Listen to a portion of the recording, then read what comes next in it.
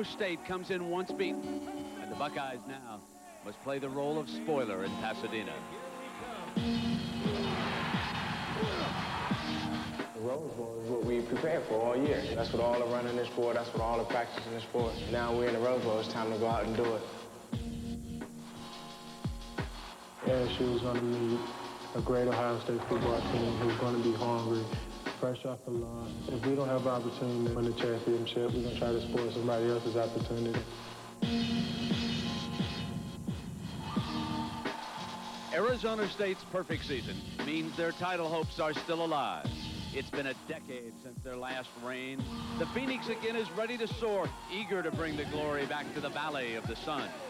This game is all it stands between the Sun Devils and a season of destiny.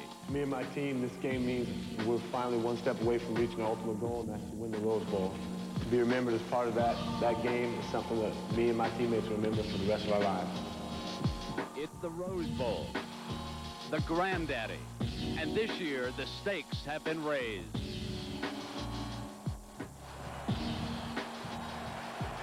Our scene at Pasadena now as you look live at the first of two major showdowns that will determine the national champion. Arizona State thinking very large in this game against Ohio State. And then, of course, tomorrow in New Orleans, the Nokia Sugar Bowl. ABC Sports welcomes you to the granddaddy. It's the Rose Bowl. The Buckeyes of Ohio State against the Sun Devils of Arizona State. On an overcast day in Pasadena. Light rain earlier today, but no moisture right now. Happy New Year. Welcome, everybody. I'm Brent Musburger with the coach, Dick Vermeil. So, Dick, Arizona State thinking about a national championship. What about this exciting team? Well, they are a national championship caliber offensive football team, and from mid-season on, they've played that way defensively. They have the ability to win it all. And what about the Ohio State Buckeyes? Sorely disappointed about losing again to Michigan. I know it. They've tapered off at the last couple games offensively. Defensively, one of the better teams in the country. Opening up the game plan offensively. Look for them to be more aggressive offensively. And, of course, John Cooper's record in bowl games is not good either. Only 1-6. He wants to do something about that right here today against Arizona State.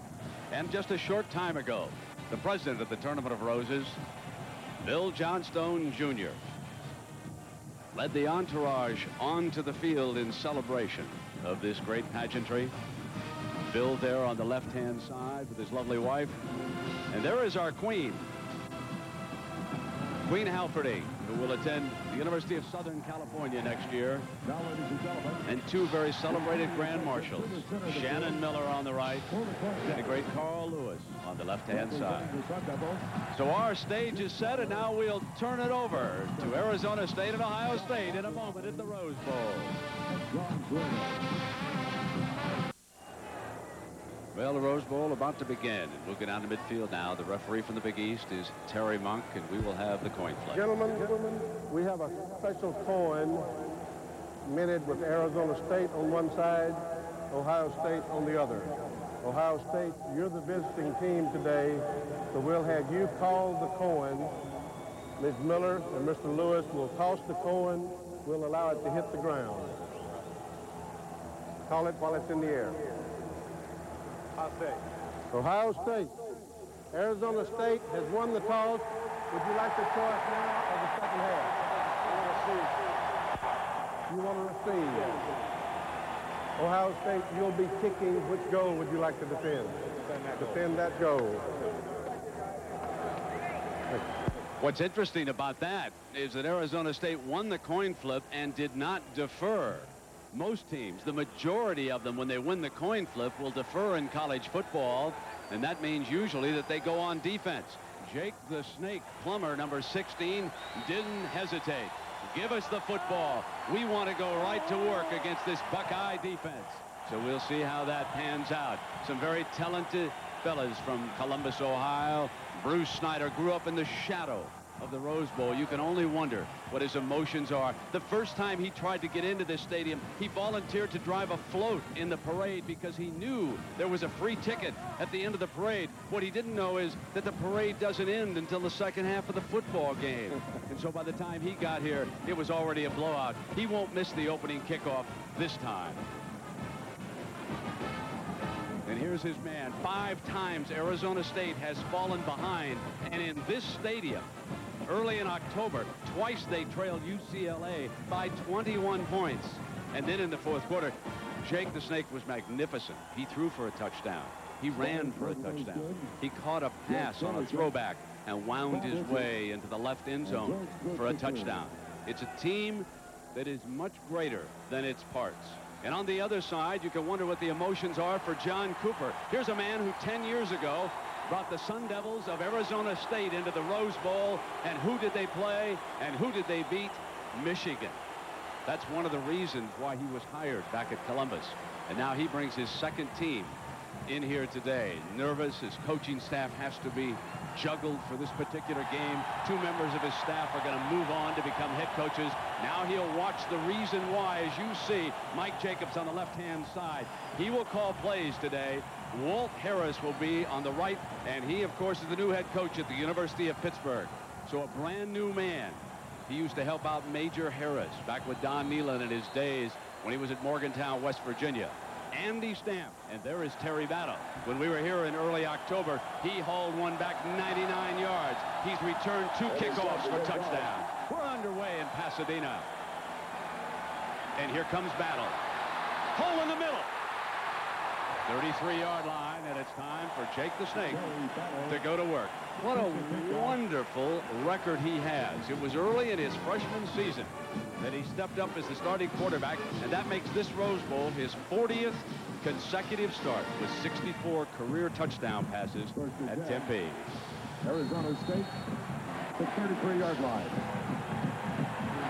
So coming out with that play called on the sideline, as they plan to do. Plummer with a few words for Battle. Let's see if he's going to get the first carry. It's going to be a short setup pass, and it is complete to the 42-yard line. Lindsey Jackson, the wide receiver, as we meet the backs and receivers. Lindsey's number 83. Battle, of course, is 8. Keith Poole is the favored receiver of Jake. He's number 3. Steve Bush, he was injured earlier this season, number 82, a good tight end. And Jeff Hawk. Wait till you see the Incredible Hulk when he's on the field, set up that blocking. Dick, what about the plan here unfolding for the Sun Devils? Well, Dan Casita, the offensive coordinator, wants to open quick, fast tempo, just what they're doing right now. They're going to use their entire package early. The Incredible Hulk is short of that first down, but he kept going. He just refuses to yield. And on the second effort behind this offensive line, he reached out toward that first down marker. Now, the offensive line is not celebrated except for number 74, Juan Roque. But keep an eye on Gray Rugamer, number 51, over on the other side, the right tackle. He has a Rose Bowl legacy to follow here. That story will develop today. Kyle Murphy, number 56, a very good guard. Dan Cassetto, offensive coordinator, talking with him. He's very excited about the approach. They always come to run, but they plan to run later. They're going to open up their game plan. Multiple formations, movement, run both backs, reverses, screens, quick screens to wide receivers. They've got the whole package, much of it programmed in this first series. 2 tights is a signal from Bruce on the far side. All calls go through Bruce Snyder. He doesn't make them, but he has the right to say, hey, let's try something different. He will set the tone. So it will be 3rd and inches, and that's why Coach Snyder opted to go for the muscle up front. Give himself a couple extra blockers against the front. They don't like to run with Jake on the quarterback sneak, so look for him to hand the ball off.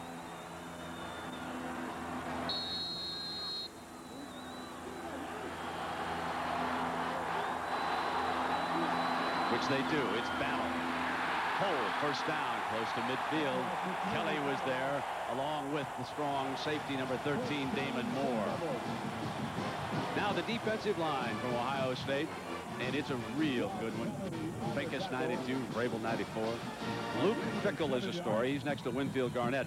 Fickle, 99, has an injured pec muscle. And so he was somewhat questionable. This is his 50th consecutive start down in the trenches. The swing is to Battle. Slides down, but he crosses into Ohio State territory in the nickelback. Antoine Winfield, number 11. The linebackers from Ohio State, and they include the freshman of the year, Greg Belisari, the veteran, number 30, along with Ryan Miller, are outside, the big cat. Andy Katzenmoyer, familiar number. And there you see Belisar. There is number 45, last worn here at the Rose Bowl by a fellow by the name of Archie Griffin. Back-to-back Heisman trophies he won at Columbus. Second down for Jake and the Sun Devils. They're at the Ohio State 47-yard line. Plummer in trouble, going down. And the big cat, Andy Katzenmoyer, rolls in with the game's first sack. They went to a blitz on the slot side, Brent. They brought the corner, number 11, rolled up on the slot. That's Winfield. He's the nickelback. And they brought Katzenmoyer, called him correctly. They want to rush 4 guys to one side. You'll see this from the left side of your screen. You'll see number 11. Flash. Here he comes. Hard to pick him up. See, Roquet, number 74, trying to determine which man to pick up. Roquet didn't make the decision quick enough. Now it is 3rd down and 14. The ball at the 45-yard line here. Snake's going to throw the swing to Battle. Battle just beyond the original line of scrimmage. And Arizona State forced to punt.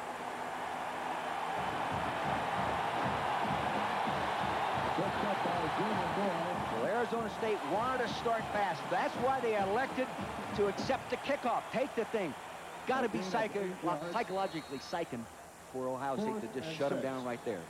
From the 47. He's a good punter, Lance Anderson. He's a senior from Apple Valley, California. Many of the youngsters on the Sun Devil roster out of the state of California. There's another good freshman, David Boston from Humboldt, Texas. Back deep for the Bucks, standing on their 10-yard line. Tillman, the linebacker, 42, is the short man.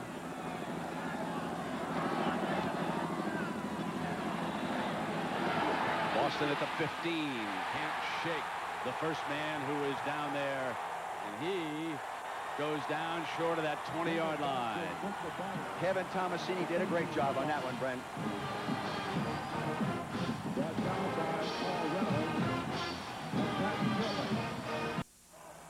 Well, here at the Rose Bowl, it seldom rains, but Jackaroot today could wind up being an exception, huh? Well, Brent, we had a little intermittent drizzle, and now we've got it once again. Now, the footing so far is very, very good. But consider this fact. In NCAA rules, they mandate that you can only use a half-inch spike. That's only this size. This is a shoe that was used in the 49ers game. You see how deep they are? If it continues to rain, footing could be an issue. All right, Jack. The Buckeyes come up with their first play from the 16-yard line. Stanley Jackson, the quarterback, changing up the play at the line of scrimmage.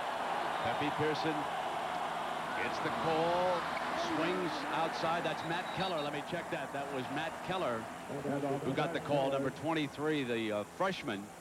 So here is Stanley Jackson, 10-0 as a starting quarterback.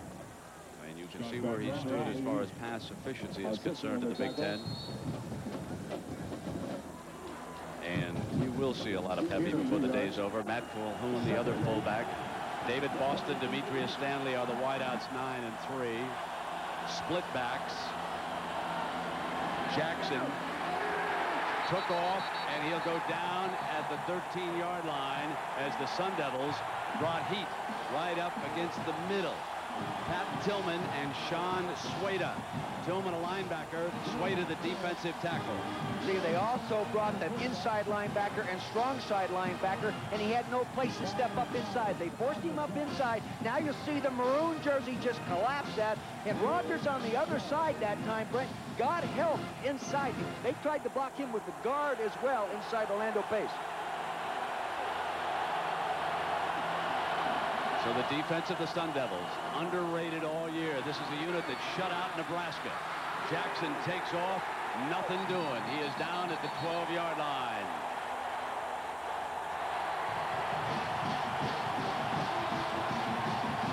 Maybe another of the defensive linemen. John Cooper knows he's in deep right now.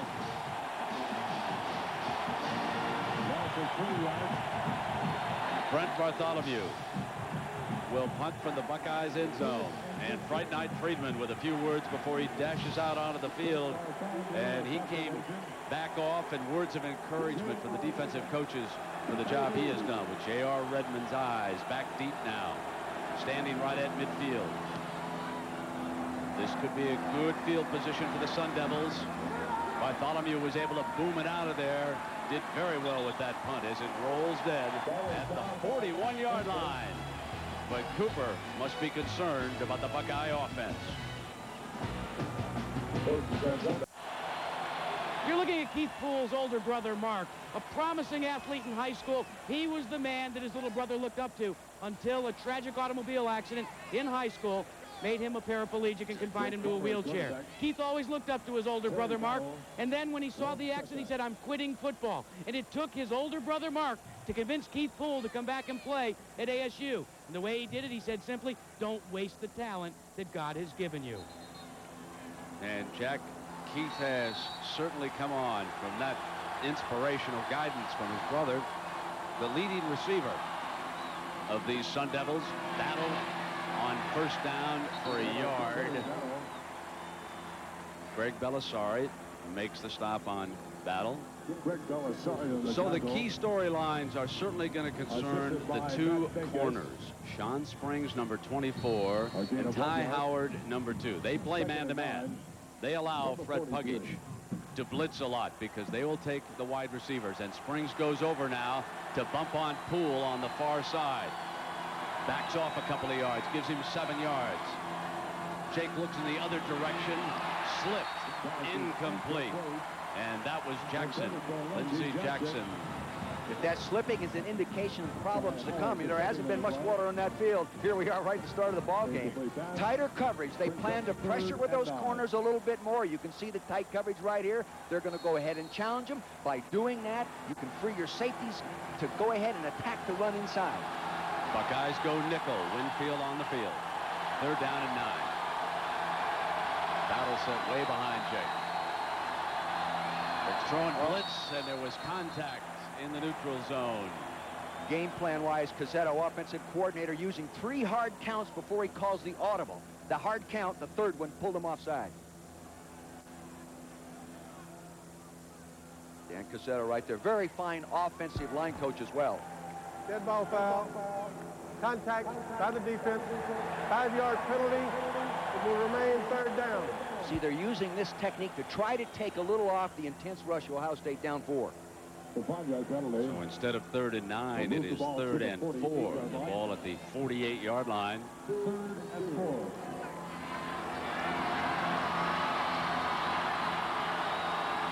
Buckeyes will stay with the nickel. Winfield stays on the field in the defensive backfield. They still think Jake, who was 3 of 4 for 19 yards, is going to put this ball in the air. And he won't disappoint him. What a one, incomplete. And he had his wide receiver, Kenny Mitchell, wide open, and he dropped it. He rolled the corner up. They forced him outside. They did exactly what they should do. Throw the ball between the rolled up corner and the safety rotating over. He just didn't make the catch. Here it is. He'll come off. Now you'll notice the corner to the left does not back off. He knows he has the safety coming over to get there. The safety gets there all right. He would have made the tackle, but the receiver, Mitchell, should have made the catch. Anderson's second punt. Boston signals fair catch. And fumble! It goes back to regain control at the 18-yard line. Wow. Boston, just a true freshman, coming on strong as a wide receiver. What, he caught 13 balls or so against Indiana?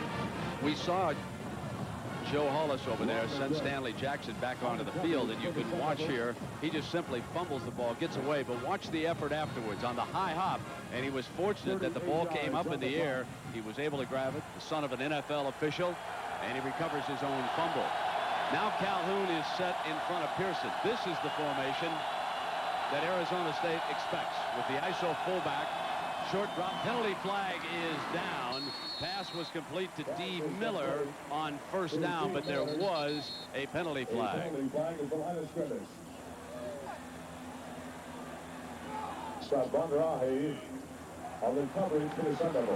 Both defensive teams just a little, maybe too intense, a little too fired up there, not concentrating on the ball, listening to the quarterback's command. You can see Coach Cooper saying we'll decline that and take the gain on the completed pass. Offside on the defense. Penalty declined. First down. Now the line, and there is one of the most celebrated linemen ever in college football on the left. Orlando Pace, along with Murphy, Porter, Daniels, Golston, and Pace is matched up against nothing but quickness today. When he looks over there, there's number 59, Rogers. You can see 59's going away from him now. He won't even be anywhere close to him. Double tight end, Lumpkin. They want to run at him in the double tight end set. And it's Pearson before they're able to get him out of bounds.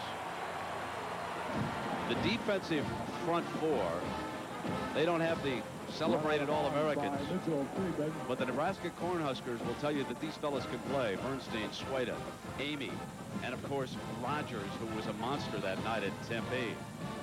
3 safeties. Then we have Smith, Vander Ahi, their leading tackler, and Pat Tillman. They're the 3 linebackers, and Rogers gets ready now. They put him out in space. They keep him away from the big offensive lineman, and they chase him with a tight end. And now it's Pepe Pearson, left side. Buckeyes are signaling first down. Ohio State lines up the tight end to get Derek Rogers to the open field, then flops the tight end back up there so they get the big tight end blocking the smaller down lineman in Rogers. And he got a real good block, but the rest of the defense rallied around him. Phil Snow here calling the defense right there in the middle of your screen. See Pace blocking down, but the good block right there by Jones getting Rogers pinned inside is what they wanted to do. So the ball is out on the 39-yard line of the Buckeyes. First down. Opening quarter, tough defensive game. Pepe Pearson for a couple with Derek Smith. Now Derek Smith's out of American Fork, Utah. Well, the new offensive coordinator, Mike Jacobs, said they're going to open up formations, move them around a little bit more. We can see more underneath passing in this game plan, Brent. Here's Jacobs to the left side of the screen, Walt Harris to the right side of the screen. Now, Mike Jacobs called offense in a lot of big football games, Brent, and they also plan to go deep at least one quarter, at least once each quarter. Second down and 8. Ball at the 42-yard line. And here's Jackson. They sprint him to the left. Good runner. Jackson short of the first down. Out of bounds at the 47-yard line, and Derek Smith again in active pursuit of Stanley Jackson. Run out of bounds by Derek Smith. Now you can see that Soward, one of the corners, is over there too. We have talked about the defensive backs from Ohio State, but the defensive backs from Arizona State can run too. Oh, no question, and they can tackle as well, Brent. See, play action here. This is the one thing that Jackson brings to the offense. Ability to run, but contrary to what I would normally think, Phil Snow, defensive coordinator, Arizona State, wants him to run. They want to force him to run and then fill in those lanes and knock the heck out of him. See what Cooper's offense comes up with now on 3rd and 3. Pressure defense. Here they come. Safeties. Short drop, fires high, complete, first down. Buckeyes at the Sun Devils 45-yard line, and he put the ball back in D. Miller's hands. The sophomore from Springfield, Ohio, with his second reception of the game, and Soward was the corner. Tight man-to-man coverage. They brought both safeties that time, but in throwing the ball quickly, you can get rid of it before the safeties get there. You can see the blitz is coming, the maroon jersey, tight man-to-man, defensive holding should have been called. It wasn't. They got away with it. Taking one more look, you can see to the left side of your screen how tight the coverage was. They defy you to go deep. Now on first down, and the Buckeyes are 45 yards away, and they're going to use up a timeout over here. There's a penalty flag, however. I think the flag came down. Jackson saying I was calling timeout, so the officials will confer, and let's see if Terry Monk will simply pick it up now and give them their timeout. Timeout had been called. Yes, exactly. Before the flag was thrown. And Snyder nodding his head on the other side. I think you've got a good view of him. He said, good. Let him use it. Let him take it. We won't argue this call. Scoreless at the Rose Bowl.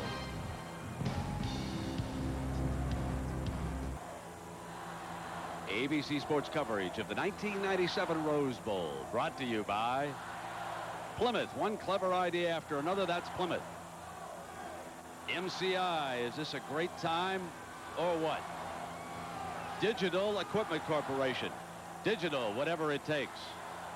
And Chili's has so many new grilled items, you'll see why we say Chili's grills like no place else. 6:39 to go, opening quarter. Arizona State and Ohio State are scoreless. The main storyline, the Sun Devils trying to win a national championship. John Cooper trying to win one for pride. Only 1-6 in bowl games. 1st and 10 at the Sun Devils 45. Fake it into round. Jackson tries to buy time, and now he'll hoof it. Good runner. 40, 35. Cut back. Down hard at the 26-yard line. I'll tell you what they did. They're bringing both safeties up, playing both corners man-to-man, bringing the safeties up to attack the run. They ran a play action. They had an X-post pattern. Here are the safeties coming up, getting on the run. See, they took the X-post, ran him down the hole. They had it, but the pressure, he could not set up and throw it. See him go down the hole? There he is. All he has to do is throw it over the shoulder. He couldn't do it. Good pressure, but good scrambling ability right there by Mr. Jackson. This is what the coaches like about him. This is what Mike Jacobs as an offensive coordinator understands. He had Major Harris, and the Arizona State defense understands now just how mobile Jackson is. Play fake, fires open, man complete to Keller, and Keller's inside the 5-yard line. See, that's really tough on the outside linebacker. Play action right at him, man to coverage. I've got that back out of the backfield. That is really tough. Good design. They know what that defense is doing. They're attacking the weakest phase. Linebacker on a back coming out of the backfield. Play action first will freeze that linebacker. See that little token fake to the left side of your screen? You'll see there he is coming out of the backfield. The linebacker bit on that action fake. Tough not to do it. They do it every Sunday. You know, he was slippy too, wasn't he, folks? He could have made a hard cut and slammed back on the inside. 1st and goal, and the defensive coordinator talking with the head coach. Remember, Ohio State's offense has not scored a touchdown in 6 quarters. Jackson fumbles. He'll make the most of it. Penalty flag is whistled down. No touchdown for the Buckeyes. A penalty flag at the line No of scrimmage. excuse for fumbling a quarterback-center exchange at this time of year. You know, at this time of the year, that should be automatic.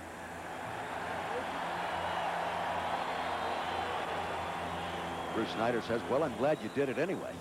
Phil Snow, defensive coordinator right there, makes all the calls. Before the snap, movement on the offense, 5-yard penalty, it'll remain 1st down. Big Juan Porter is the snap. Been efficient all year.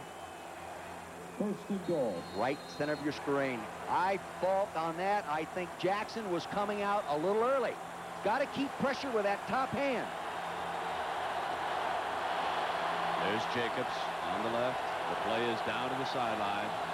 Now it's 1st and goal, but the ball has been moved back to the 9-yard line. Jackson, receivers covered to the left, in trouble, throws incomplete, and that was very dangerous. Soward went diving for the ball in the end zone. Now, Stanley Jackson hasn't thrown many interceptions, only 5 this year, but he should not have thrown that ball. If you're going to throw it away, get it all the way out of bounds. Especially in there, you're already down there, you're in position, you don't want to take a sack, you're in a field goal range already, don't foul it up. Drop back pass, 3-step drop. See, the pattern's taken away. Good pressure there. He couldn't find a receiver. Now he's looking downfield. Throw it out of bounds. We saw a picture of Joe Germain, the Buckeyes' other quarterback, on their sideline. 2nd down and goal.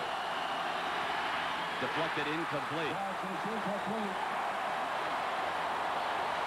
You know, this is what Ohio State has had problems the last couple games, Fred, is getting in the red zone. Prior to that, they were doing a great job getting in the red zone and getting a touchdown out of it. That's why they get 3 field goals against Michigan.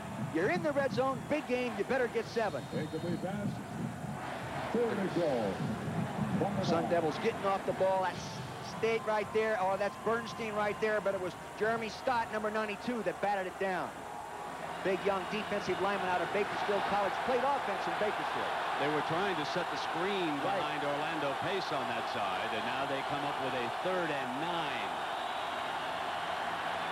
Jackson with good time, couldn't find anybody, and he's got to take off. Fires to the corner, and the Buckeyes wait for the signal down there. Yes, touchdown. There was a conference down there before the official signaled that David Boston had made a legal catch in that corner of the end zone.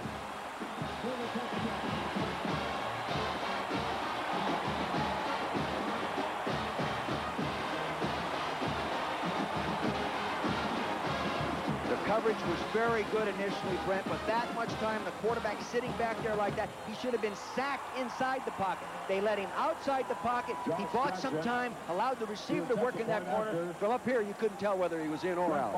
And they did hesitate on that, didn't they? Josh Jackson with the punter Bartholomew holding. And it is just good.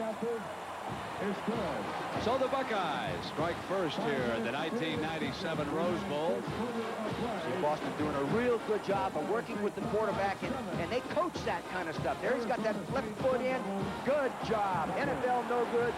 NCAA touchdown. And good officiating. That official did not guess on that side of the field. He waited for help. And another official said, yes, Boston's foot was inbounds. That's a touchdown. Timeout at the Rose Bowl. Well, what else is new? Arizona State's behind 5 times in 96. So why not start out 97 the same way? But remember the last time they played in this stadium, they trailed by 21 points before they rallied. They don't want to fall that far behind this time. Battle and Farlow back deep. At least what Bruce Snyder told us, he doesn't mind being behind early because it defines the rest of the game plan. They know what they have to do.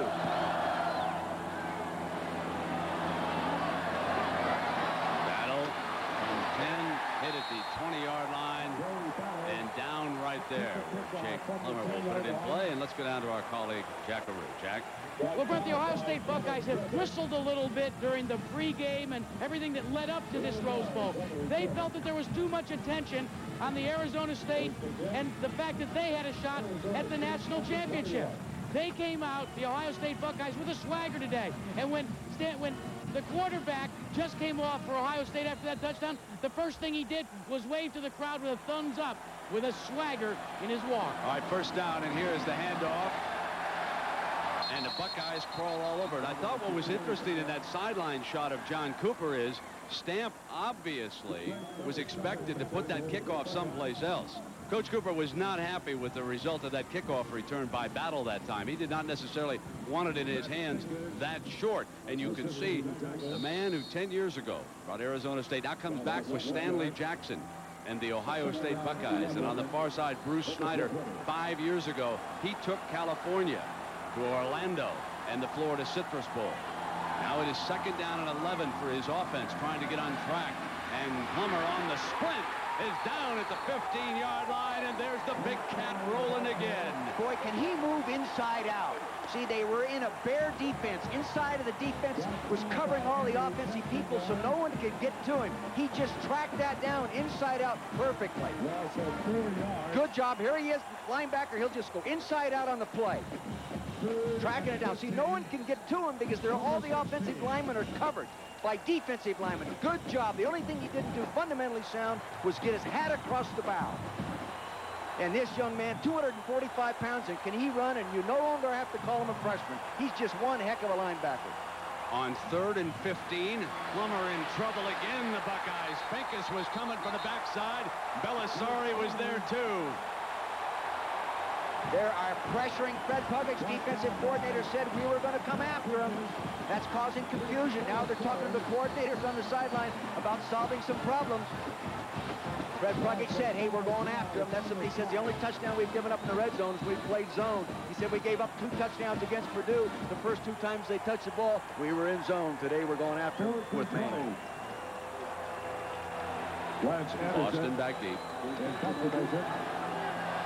Boston standing in midfield. Anderson steps over to the left. Made a good pickup on that snap. Neither of the snaps have been very good the last 2. And Boston now weaves his way back into Sun Devil territory at the 44-yard line. So with their last series, the Buckeyes moved 82 yards in 11 plays to take a 7-0 lead. They will not have nearly that far to travel when you come back. It's tomorrow. Now the Buckeyes of Ohio State. Favorite.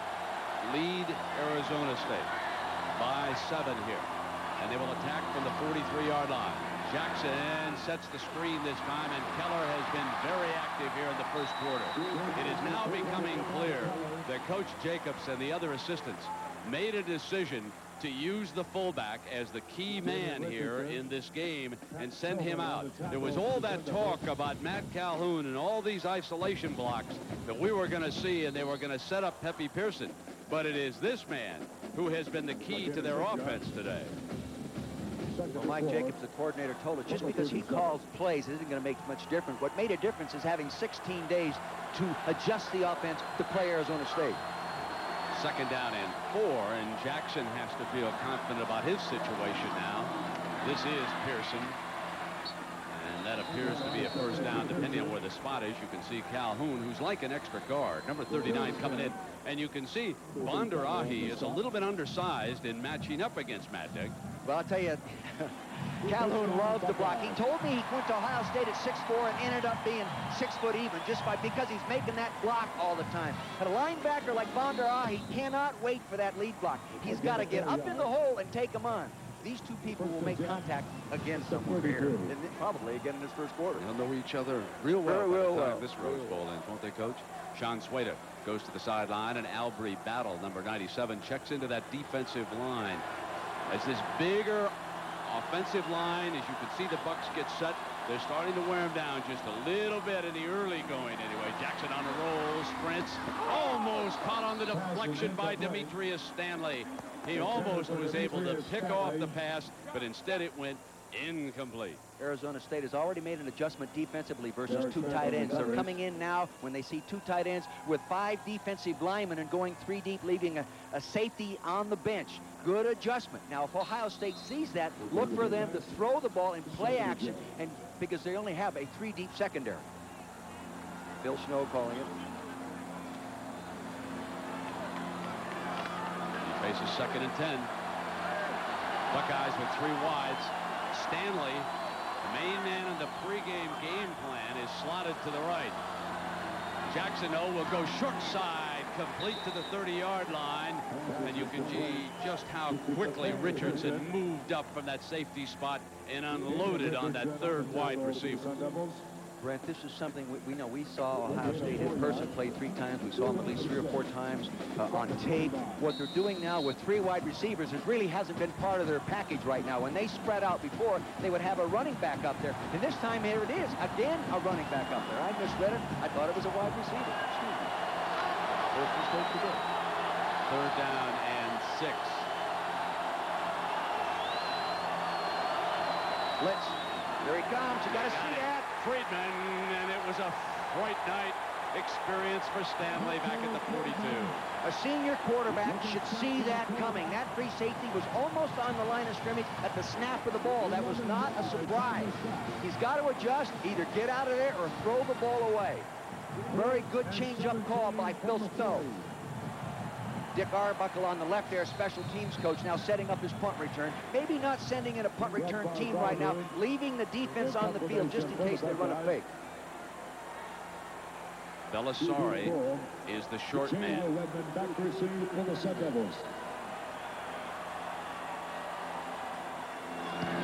Bartholomew into the end zone. And you can see Redmond down there, one of the return men. He knew the ball was going into the end zone, and he unloaded on the Buckeye who was coming down to see if he could down that pass inside the 5. Buckeyes lead the Sun Devils here in the Rose Bowl. It's 7-0, and we come to the end of the first 15 minutes of play. Happy New Year, everybody. The first quarter of play. With the score, Ohio State Buckeyes 7. The Sun Devils. In the first 15 minutes, well, we saw the first touchdown of the new year scored in the state of California, and it was the Ohio State Buckeyes. 19 yards passing.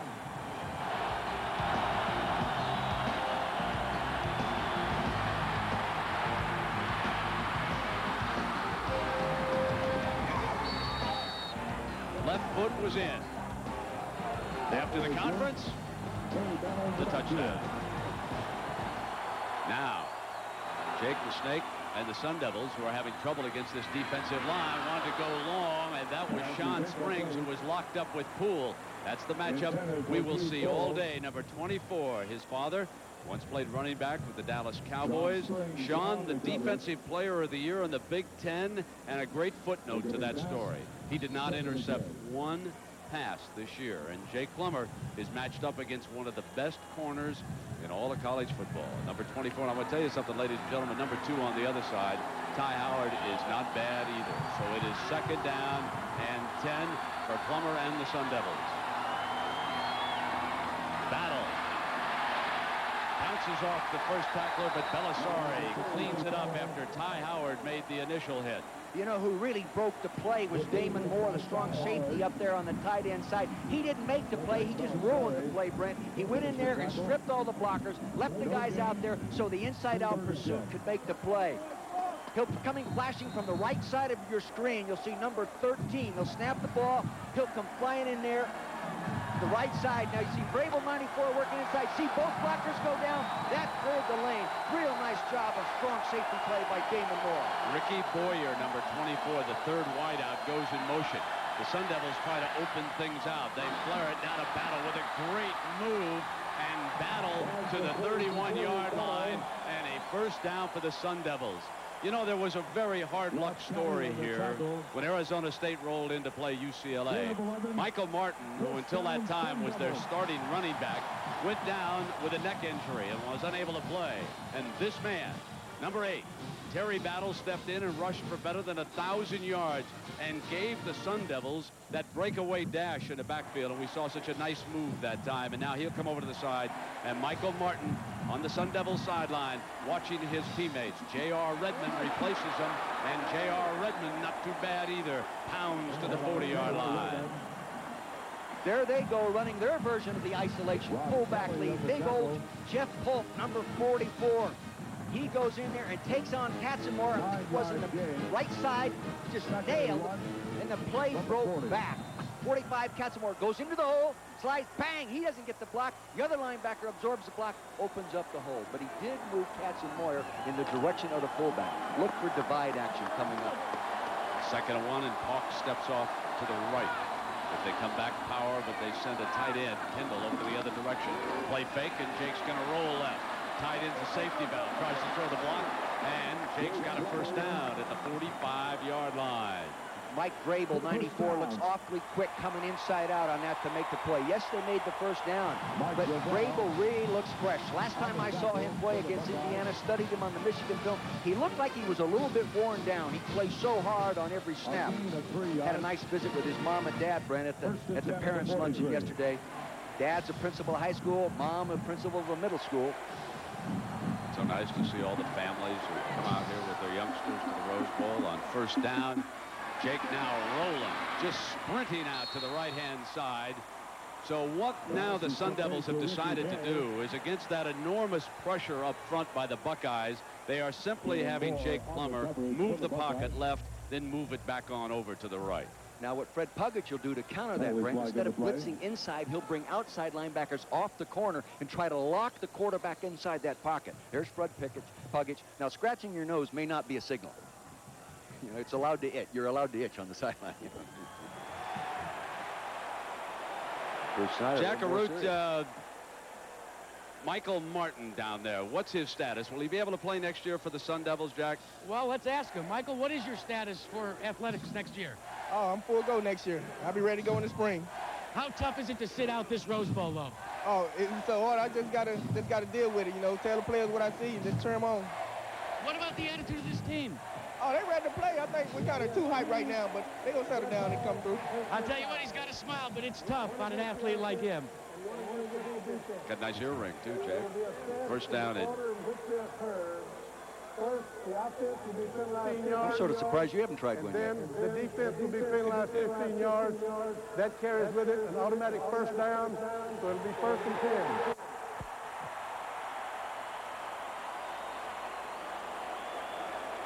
Explanation time.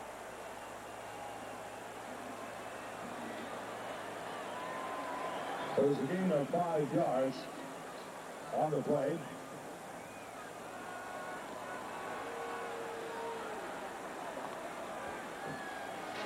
First and 10 for the Sun Devils, the 48. So after Terry Monk sorted everything out, it'll be a first down for the Sun Devils at the 47-yard line. A personal foul on both teams. Movement. The hard count's getting them. They better stay with it.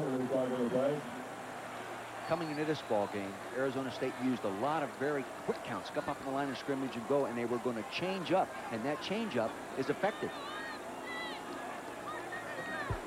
Dead ball foul, offside, defense remains first down.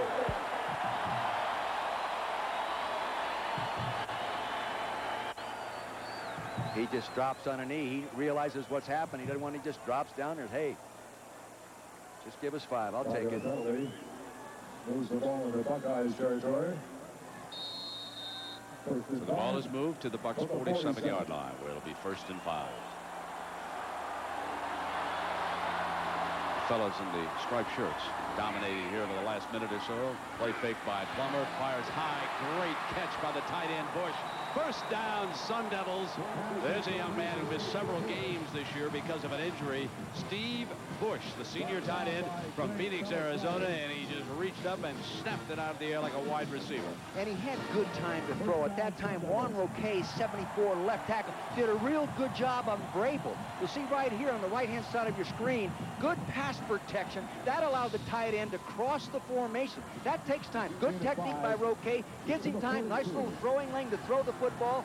Good job.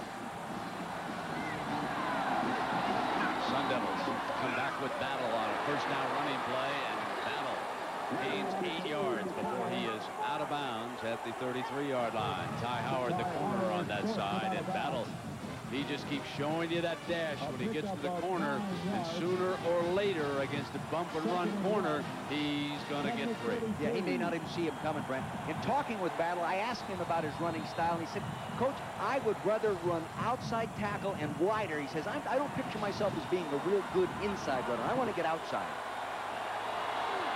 To the short side, slot man now will come back. They're in the bare front now. Everybody covered. Fake. Whoa! Wow. Katzenmoyer comes up big on that play. See, in that defense, you cover all the offensive linemen with defensive linemen. No offensive lineman can get on this gorilla, and he just moves in and pops the play. He should make that play. Nobody can get to him with that scheme. See, he's free to slide right in there and pop it. When we hit you, he normally has his knees bent, his back straight, and he'll knock you on your back. J.R. Redmond. He's the fellow who threw that pass back to Plummer. He's in as running back. He's replaced Battle on 3rd and 2. He flares over the middle, and first down, Sun Devils. Devin Kendall, the senior tight end from Fremont, California. So on this drive, the senior quarterback, Jake Plummer, involves 2 tight ends. And whenever you use motion against man-to-man coverage, you loosen it up just a little bit. That tight end came in motion across the formation. He moves. He's to the left side of your screen now. He started on the right side. He'll come underneath on the left side. There he is. See, he had a little cushion now that he would not have had if he hadn't gone in motion. Arizona State trails it by a touchdown, but they've moved inside the Buckeye 30. Redmond. And he is short of the 25-yard line. You think you can call who made that tackle again? The Cat. The Cat. Because that was counteraction. Now, you'd think a true freshman playing inside linebacker in a Rose Bowl might be fooled a little bit by counteraction. Not this guy. Having the 2 experienced outside linebackers in Ryan Miller and Belisari out there to calm him down and teach him through the year, now he plays like a senior. Jeff Wilson checks into that defensive line. On 2nd down, pump fake Plummer. Now goes end zone against the nickel man. Great catch, touchdown. Oh, what a grab by Ricky Boyer.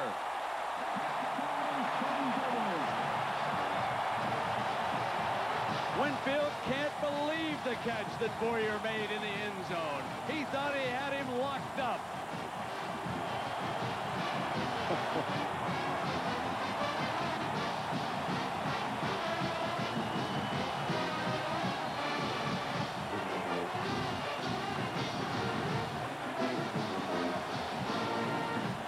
Robert Neese to attempt the point after. Robert Neese. Jake Plummer, the holder. Tied at the Rose Bowl. Point after is good. 10 minutes and Again, the use of motion by a receiver, loosening up man-to-man coverage. A little pump fake right there. Boyer did a good job of looking back over his outside shoulder. And he is a CIF sprint champion, so if he has to turn it on and make it, whoa, my gosh, that didn't look like he caught the football. I'm not sure he caught that football. Woo. That boo you hear, ladies and gentlemen, is from the folks from Columbus. They're watching it on the big board out here, and they see that ball touch the ground, too. Two things could have been called. Pass interference could have been called as well. So the first big break of this Rose Bowl game goes to Arizona State. We're tied at 7. 13 plays. Cigars are in. They're sexy, glamorous, manly. But does not inhaling equal not hazardous? It's Your Health on ABC's World News Tonight with Peter Jennings. Ricky Boyer coming down the sideline. Good concentration on the ball. Both of them looking back at it. Now he has control of it. I gotta tell you, that is not a completed pass. Not a completed pass. You may have been able to call pass interference on that. Now they could say, well, he's looking back at the ball. I don't know. I think they should have called pass interference as well. Lance Anderson. Let me just... Winfield says, I can't believe it. Great coverage by the cameraman. Yeah, excellent job. Demetrius Stanley and Sean Springs. Lance Anderson, nice catch, though, for a while. Yeah. You're still, it'll show in the record books. They've had some plays like that in the Rose Bowl years past. Anderson, fielded by Sean Springs, the defensive back, handling the ball. 25, alley, and out of bounds at the 34-yard line. Sean Springs. So the Anderson Consulting World Championship of Golf, that's the year-long event that features many of the world's finest golfers. Match play, Scott Hope from the United States, Greg Norman of Australia, Sam Torrance of Great Britain, and Sasaki of Japan. The winner, ladies and gentlemen, $1 billion. Next Sunday, 2 Eastern, here on ABC. First down and 10 for the Buckeyes. The game is now tied at 7. Buckeyes. That's a And Orlando Pace. 3 wide receivers, Ben.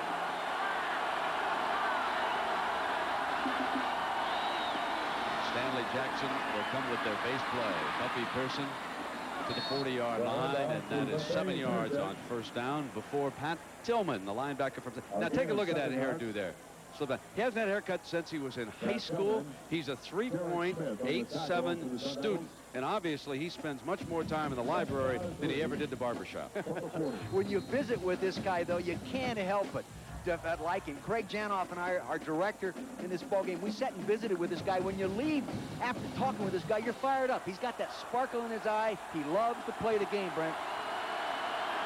Second down and 3. Fullback offset to the right, and they'll run Pearson in that direction. Lumpkin was also over there. The Buckeyes brought power as they rush ahead for a first down. That's also a series that's been activated for the Rose Bowl that they played, used early in the year, and then they dropped it, and they recognized they needed something that would freeze that inside linebacker and get the ball going away. John Cooper doing a good job of adjusting and trying to get a little more spark in that offense. This guy right here can give it to you, Brent. They said he had 15 days of real good practice. They didn't start him against Michigan. He was 10-0 going into that ball game, as you said. But he can run as well as throw. Jermon Jackson checks in for his first series, and here's the draw fake. They usually use Jackson on the draw play. Now, Stanley faking, got a man open, got him at the 25-yard line, incomplete. Buster Tillman going to argue that he had control. He said, under the rules that we've established in the Rose Bowl, that clearly was a catch. Buster Tillman doing a good job. All coaches teach a secondary reaction to a pattern when the quarterback gets outside the pocket and comes your way. Usually the widest guy breaks and goes deep. Now there's Tillman. See, he sees the quarterback coming in his way. A scramble drill. Here he is to the left side of your screen. That looks like a better catch than the other one. Looks like he had it. Yeah, he looked like he had his hands under it, but I don't know anymore. Jason Simmons was the defensive back on that side, and he was the fellow who was fooled. Second down and 10 now. And Stanley almost intercepted by Fright Night Friedman. See, that's another thing Ohio State has not done in previous games, is bring the back out of the backfield and send him upfield. They had the right coverage. He stepped up inside the pocket to throw the ball, but excellent coverage. A safety would be on the back out of the backfield if they're in tight man-to-man and blitzing. And that's exactly how it was. And Freeman did what he had to do. Freeman, the right side of your screens, he's moving up inside to pick him up right there. They used a little option move to try to get underneath him, but old Fright Night 13, he knocks it down. 3rd and 10. Pressure, pressure. Bouncer. Demetrius Stanley had run a pattern and was coming across the field at the 35-yard line, and the pass low, and now the Buckeyes will punt it back to Arizona State.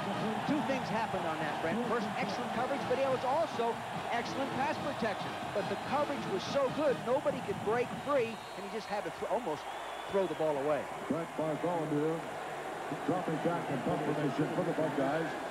You know, punters don't get a lot of credit, but Brent Bartholomew has really improved his punting this year over last year. He's been one factor, the reason they're in the Rose Bowl.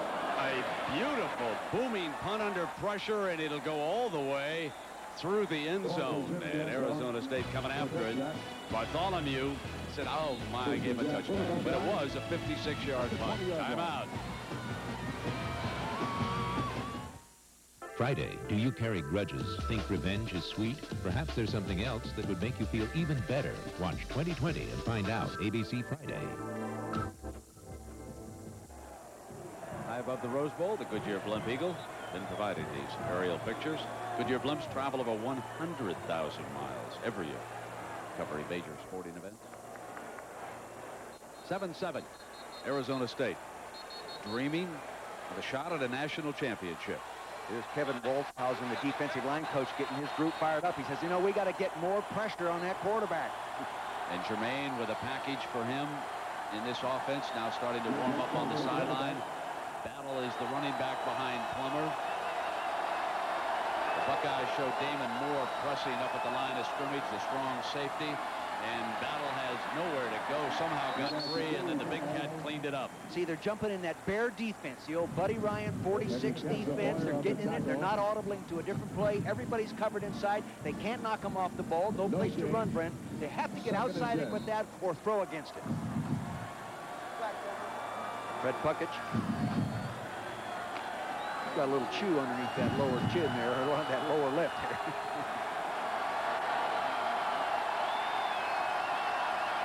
Second and 10. Fires complete and short of the first down because of Ty Howard, the corner man over there, working against Jackson. Jackaroo. LeBron offensive coordinator Dan Cazzetti has a very special philosophy about playing this game. He got it from Tony Dungy. He calls it the 4 X's. The first one, the expectation. That, of course, would be to win the Rose Bowl. The second one, and this is most critical if you intend to win, that's execution. Third one, excuses. Don't have any, and you won't need the 4th X, explanations. Sounds good.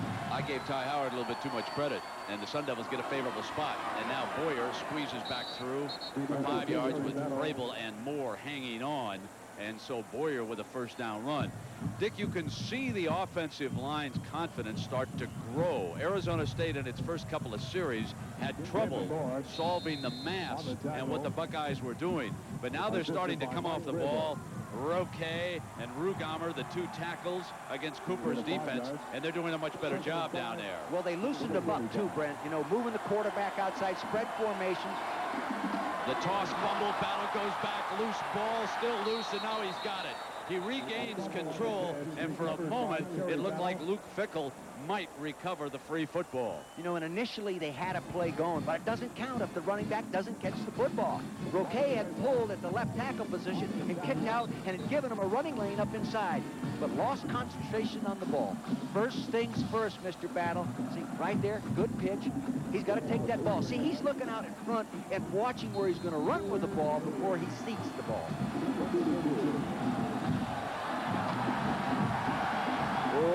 Lucky got it back. 3rd down and 9. Belisari up on the line defensively, and he's coming. And so too was Kelly, the safety blitz. When Belisari moved up on the right side, they were able to pick him up, and that just allowed Kelly to come right up the middle. For some reason, they're ignoring the bare front defense, Brent, and they're not audibling, and they can't handle that kind of pressure. They haven't been able to run against it. They haven't been able to throw against it. You have to get rid of the ball quickly. Here it is. See, there's pressure all in place. There's Kelly coming there to the right side of the screen, and they use all fronts, and they blitz from them all. Anderson's punt bounces in front of Boston, and it will be down by the Sun Devils. Ball will be spotted at the 29-yard line. You can see the official. And let's take one more look at this sack, because you will see how the linebackers at Ohio State operate. Belisari and Katsamoya with pressure, and Kelly says, oh, baby, a free shot at number 16. Let me have it. Timeout in Pasadena. ABC Sports coverage of the 1997 Rose Bowl brought to you by Ford Taurus, more of what America wants in an automobile, and Fidelity Investments, where more than 7 million Americans trust their retirement savings. Josh Jackson warming up just in case he gets a shot here in the last 5:30 of the first half. Score is tied at 7. And the Buckeyes come with Michael Wiley, giving them some dash at that tailback spot. He'll be set behind Calhoun. Joe Germain is in at quarterback, so it's a new offensive set, and here comes Wiley. Breakout speed, 11 yards on his first carry of the game, and Simmons finally brings him down. And here's a young man who could have quite a future at that tailback spot, number 5. He's a freshman. He's from Spring Valley, California. See what they're doing now, when you go 3 wide receivers, they're going to go to a 2 deep. Well, that gets the safeties out of the run position right there. So the 3 wide receivers is loosening up the defense. It gives them a chance. They stun it out of the play. Fullback does a good job. And as you said, Brent, Wiley is a little nifty guy. Germain, perhaps a better passer than Jackson. With his package, he's in with Wiley. They use Wiley again. He sprints out to the right to the Sun Devils' 49-yard line. 3 more yards with Vander Ahe, Simmons, and Friedman all in on the stop. Now, Wiley started out the year as a wide receiver. He was a great high school running back coming out of San Diego area. Ran for over 1,900 yards. And I really thought he should have stayed with it, but I think Tillman might have turned him back to the inside right there by constricting it like that. But I still believe there was hole up inside there. But you can see he's going to be a cutback guy, Brent. I'll tell you, number 13 might have been coming from that hole you were talking about, too. Could have been. Might have been a little frightening when you look in there. 2nd down for the Bucks. They moved the tight end over on Derek Rogers. They've been attacking 59 with the tight end. Wiley smashes right straight ahead to the 45-yard line. So the strategy now has been countered. Arizona State has flexed Derek Rogers off the line so Big Orlando Pace cannot get a body on him. That was Bruce Snyder's plan coming into the game. The Buckeyes are simply moving a tight end over on that side so that 59 does not get free. That's why we haven't called his name very much here. But what they did, Brent, with that, they had Rogers there, the tight end there, but they stunted Rogers all the way into the play. He made the play coming from the backside. They don't want to relieve him on a 340-pound offensive tackle. Rogers is on the other side, away from Pace on this 3rd down. He's picked up. Boston short of the 1st down. 4th down for the Buckeyes. And here comes Bartholomew off the sideline. See, on those short pass situations, tight man coverage, Ohio State does not use a fade principle, in which I'm talking about you take the short route and take it deep down the sideline and try to hit him 18, 20 yards deep. They don't teach that principle, so it's hard to convert a 3rd and short situation on that kind of a pass, unless you're just more physical than that defender. So for Bartholomew, they send Keith Poole in as one of the return men along with J.R. Redmond. You can see Poole, number 3, and he will stand back at the left 11-yard line. So they protect the wings on Bartholomew, who booms it again into the end zone, and it's coming out on the 20. And Bartholomew with a little jump, disappointed again that he's banged his 2nd straight punt into the end zone. Timeout. Ball will be spotted at the 20. Arizona State and Ohio State deadlocked at 7. 2:44 to go in the first half of the Rose Bowl. Luke Fickell is out of the lineup right now. Jake Plummer with a first down. Swing Boyer in a foot race with Vrabel, who brought him down from behind. You see what I'm talking about, Brent? That quickness? You know, he is responding to what he sees, and his body is fresh, and he's moving inside out. 3-4 weeks ago, he may not have been able to make that play. The guy said Boyer, the wide receiver. This was Battle, the running back, who had slinged out as a pattern. He makes the catch. Yeah, see now, Mitchell right there, number 82, whether Bush was going to try to wheel him off up there, and here comes Vrabel inside out. Good movement by a defensive end, playing his last game as a Buckeye. And boy, he had a great career. Now Boyer will come in motion behind Jake. And this is Battle again. Far outside, comes off of Moore, and Sean Springs' penalty flag comes down at the 30-yard line. As Springs was bringing him down, we'll see what the official on that far side saw with big Luke Fickell, who came in with an injured pec muscle in this game. 50 consecutive starts. They'd miss him in the middle of this defensive line. They would really miss him, but he's out of there right now because they're playing a nickel, and they're taking him out and using a better pass rusher against 3 wide receiver attack. Face mask, 5-yard penalty against the defense, assessed from the end of the run, repeat second down. Arizona State came in here, a penalized team, and the penalties are going the other way. So here comes Fickell with the left arm bandaged. Into the lineup now for the Bucks. On a quick count. Plummer to Poole, incomplete, and Sean Springs, number 24, comes up big again. I asked him about the matchup. Is he concerned? He says, no, I respect Poole. He's a fine receiver. He has good leaping ability. He said, Coach, but I can cover, and I've covered good receivers in the Big Ten many times. Not a cocky guy, a confident guy with tremendous ability to back up any statement he makes. And here's a storyline for the day. Poole is being shut out by number 24. He's the go-to man. 3rd down and 5 from their own 25.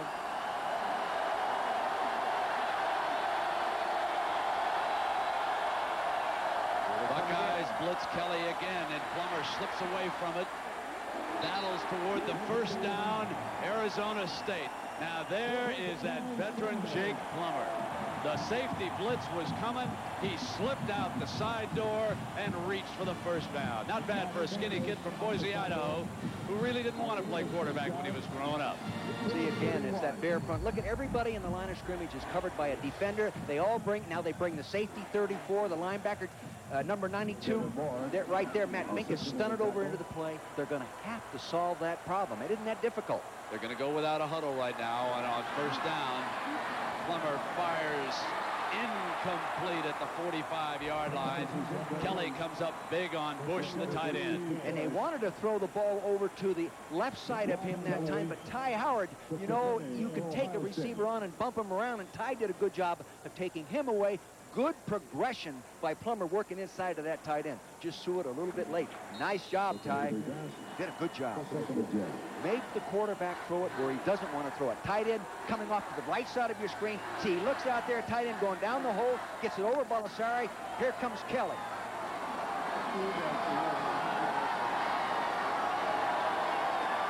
Second down and 10. Move the pocket to the right. Incomplete. And it'll be 3rd and 10 for the Sun Devils. If it isn't Vrabel, it's Finkets doing it from the defensive end position. What a tandem these two young men have been for a number of years. Finkes right now starting his 38th game. Vrabel starting his 38th game. And right now they're giving Mr. Plummer a headache. There is the all-time sacker, Ohio right there. 36 sacks in his career, 64 tackles for a loss. Just loves to play, and his dad told me he's been a gym rat since he was a little kid. He just has always loved to compete.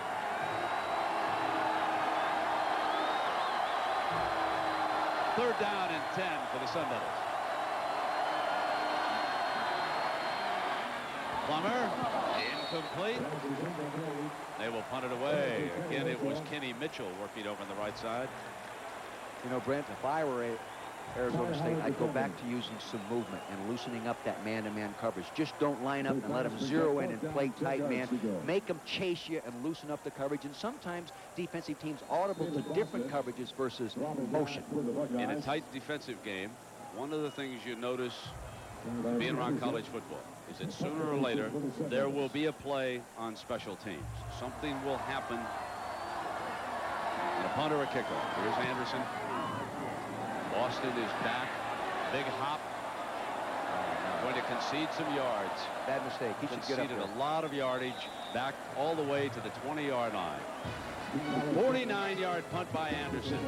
52 seconds remaining in the first half. We're deadlocked at 7. Ohio State, Joe Germain replaced Stanley Jackson as the coaches planned in this game. They had a package. 3 wide receivers for the Bucks, 4 down linemen. Rogers gets outside of pace because they drew the fake and they ran on the play. Scott Von der Ahe making the stop on Pepe. Remember last series I talked about how the 3 receivers forced the defense into a 2-deep, get the safeties out of there.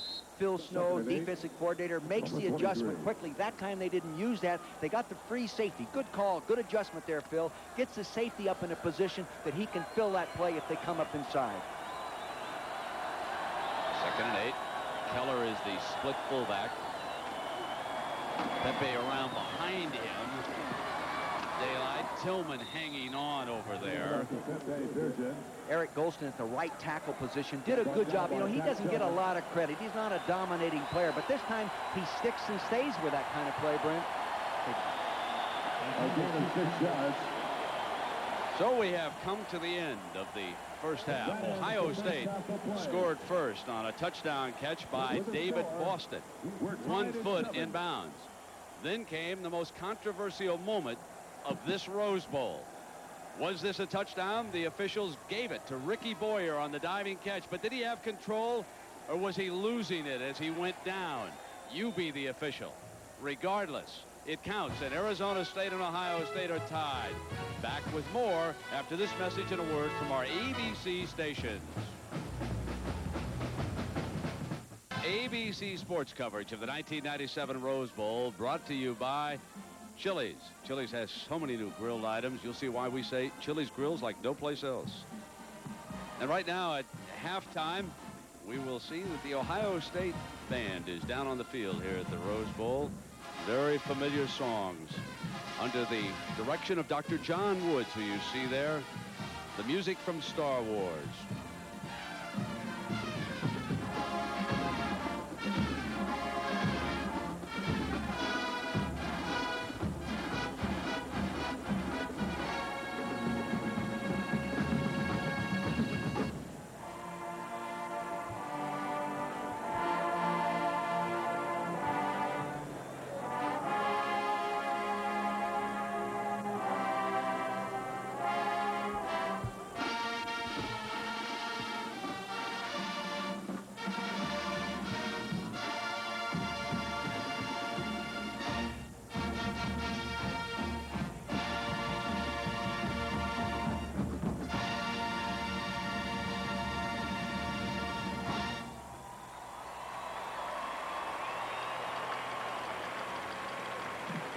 Next, we feature drum major Corey Thompson. In the Star Wars saga, we met Wookiees and Ewoks, droids, and Darth Vader. But in the Empire and the Rebel Alliance, the strangest characters of all were in the Cantina Band.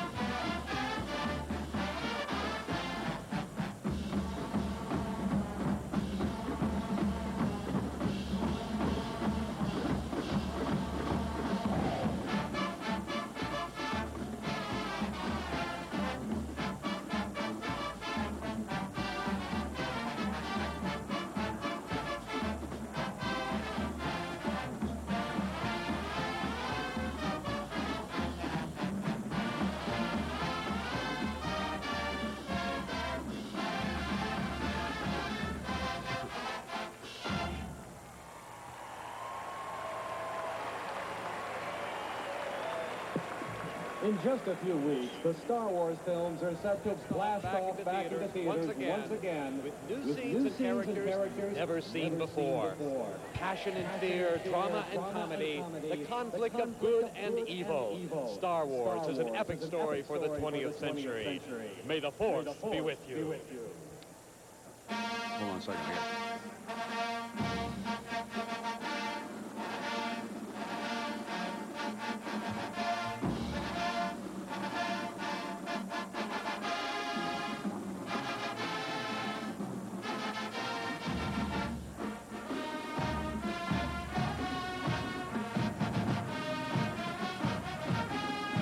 Well, as you know, the Nokia Sugar Bowl tomorrow night in New Orleans, and when we come back, we're going to go down there and hear from John Saunders and Todd Blackledge when we continue with our Rose Bowl coverage on ABC.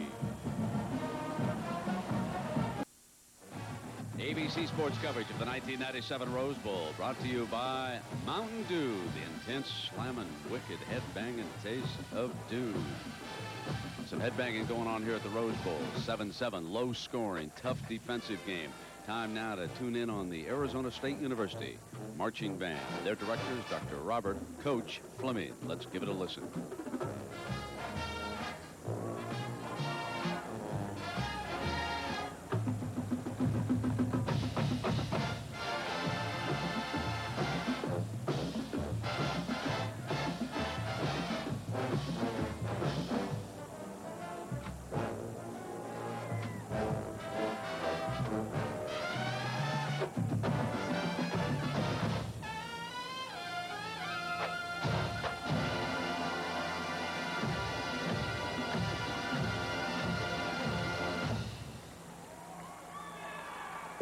For our final selection today, we will perform a jazz suite made famous by the Buddy Rich Big Band.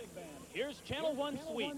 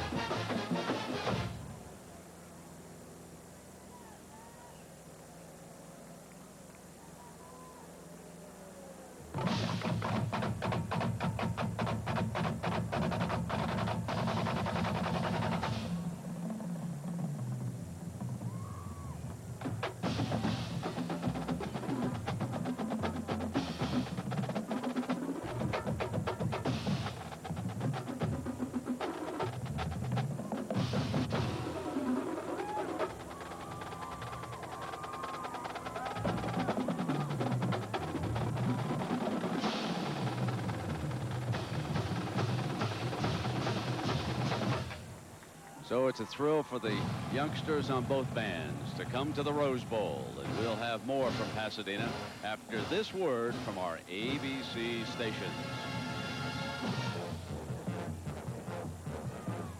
Downs in the first half of this Rose Bowl, and they were not without controversy. The first one scored by Ohio State. David Boston, their freshman wide receiver, was coming across the end zone. As you look away from Boston, who does have his left foot down, watch the official who's supposed to make that call. Doesn't even see it. Has to search for help. He does get it, And fortunately for everybody concerned, they get it right.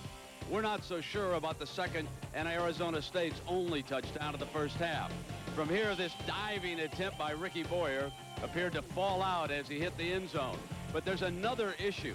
Early on in this play, was this not pass interference on number 11, Antoine Winfield? So even if it wasn't a touchdown, would they not have had a first down, which would have kept the drive alive, 15 yards, you know, as pass interference, not first and goal like the NFL. So with Dick Vermeil and Jack Arute, I'm Brent Musburger. Dick, I think you make such a wonderful point about Arizona State in the second half. Well, Brent, they have dominated play in second half. They almost like this kind of an environment, to be even or behind. That's Jake the Snake's competitive ability coming out, but they've outscored opponents in the second half 230, all right, to 72. That's a big spread. Ohio State, though, is dominating the line of scrimmage from a defensive standpoint. They've got to really feel good about their defense, but again, they got to get some offense going, too. Are they as good when they're tied at the half? So the national championship is very much up in the air. Not only this game, but tomorrow night on ABC, the Nokia Sugar Bowl, the rematch, Florida State against Florida.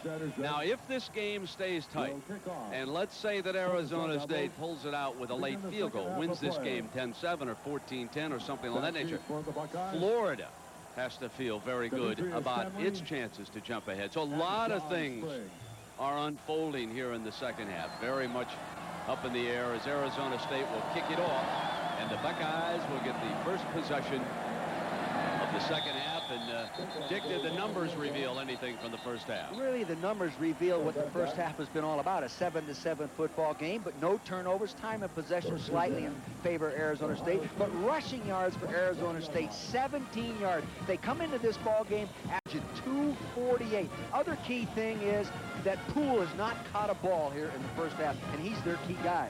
Joe Germain opens the second half as he finished the first for the Buckeyes. This guy right here has been the spark, though, in the first half. Quarterback scrambling ability, moving, throwing the ball downfield.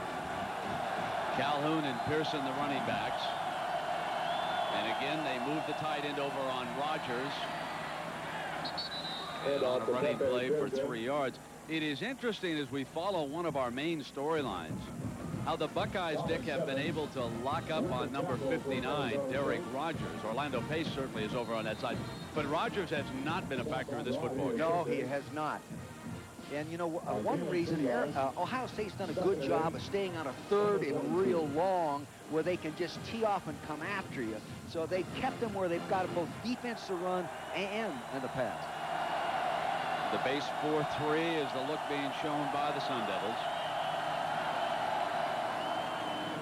This is Pearson on a delay, and they'll close down hard with Derek Smith in there on the hit, the linebacker.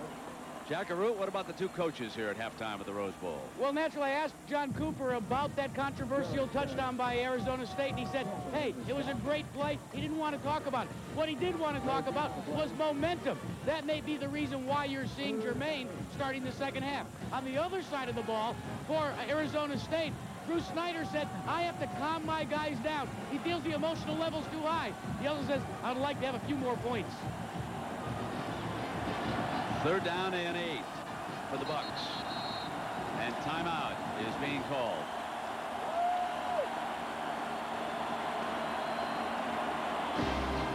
The Buckeyes use their first in the second half. Cooper not happy about that, and we'll take a break. Time for a little break for the Snake. Hoping his defense can get him that football back. He doesn't look like he's too excited. I mean, he's very calm and relaxed. Derek Rogers flops over to the outside, just trying to get some daylight. It's like a pressure defense, and it is. They pick up Rogers, incomplete. Germain looking for the tight end, DJ Jones, coming off the line, but the pressure was there. See, they loaded up 4 guys to the left side of the offense. They couldn't handle everybody, but Germain handled the pressure. He got rid of the ball quickly. He just didn't throw it accurately. If you're going to get rid of the ball quickly, you still have to get your feet set to throw the ball. Dropping back at punt formation.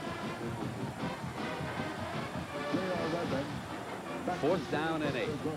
Bartholomew.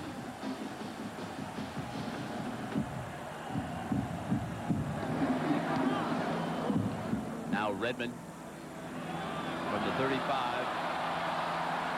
Slips at the 45-yard line. Well, Dick, Rogers flopped over on that other side and was able to get a little heat on this time. Well, they like to keep him away from the tight end if they can. If he's on the tight end side, he'll be wide. See, he's wide right now, working upfield on Golston, number 50. Gets a heart, but the ball's being thrown up inside. They've got to get a little more pressure up inside to make the quarterback hold the ball. Then Rogers might get there. Lando takes a break. Hawk and Battle are the running backs behind Plummer. Arizona State opens with a power formation. They're going to pound away, and Battle picks up almost 5 yards. I guarantee you, Dan Cassetto, offensive line coach coordinator, went in there and said, listen, you big jug butts, we haven't blocked anybody yet. Let's come off the ball and get after him. We don't have to be fancy, call counters and reverses. Let's get after him. That time, they came off the ball like they meant it. Coach getting fired up. Well, I know Cassetto's attitude. I've been around that guy. He'll get after him. 2nd and 5. Battle brings the end around, and it's Poole. Midfield, first down, inside the 40-yard line. So Poole may have been shut out as a receiver, but they'll find a different way to put the football in his hand. And the key to that kind of reverse is you run it off one of your great plays. Their favorite play is the counter play. They start it one way, and they pull all the linemen. You'll see him going to the left. Hey, come out there.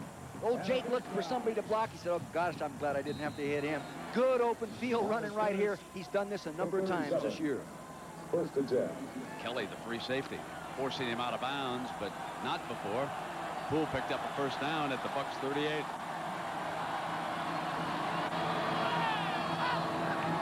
Jackson is the short wide receiver. Battle with Miller trying to trip him up, and he was able to stumble forward for a couple of yards. So here it is, Arizona State stating the Sun Devils' case for a national championship, and tomorrow night it'll be Florida State and Florida stating theirs on the Nokia Sugar Bowl, 8 p.m. Eastern time on ABC. 2nd and 9. Plummer 36. Jake Plummer asking for a little assistance. He wanted him to repeat the play from the sideline. Poole is out far to the right. Jackson slot, quick count. Throw back left side. Boyer dueling Howard. Diving attempt again. But this time, no catch.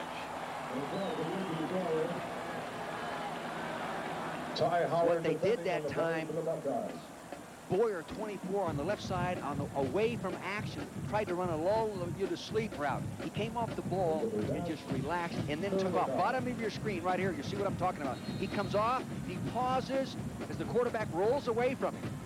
See, he'll come off. Now, look at him pausing. Now he takes off and tries to use that sprinter speed, but Ty Howard did a good job of reading the intention.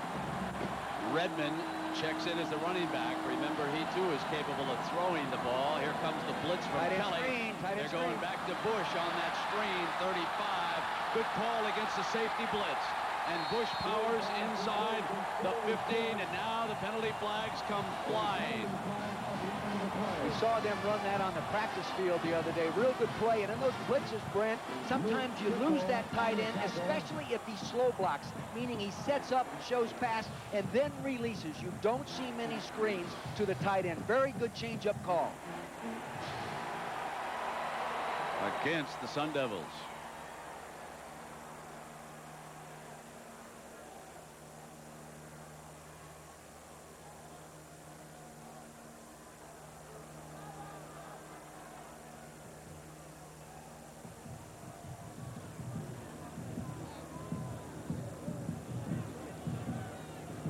East Coast guys aren't used to working on the West Coast.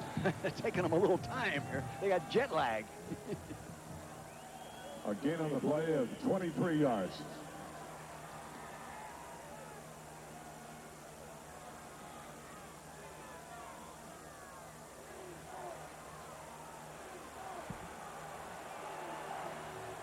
Bruce is trying to get clarification as the confusion reigns again here with this Big East crew.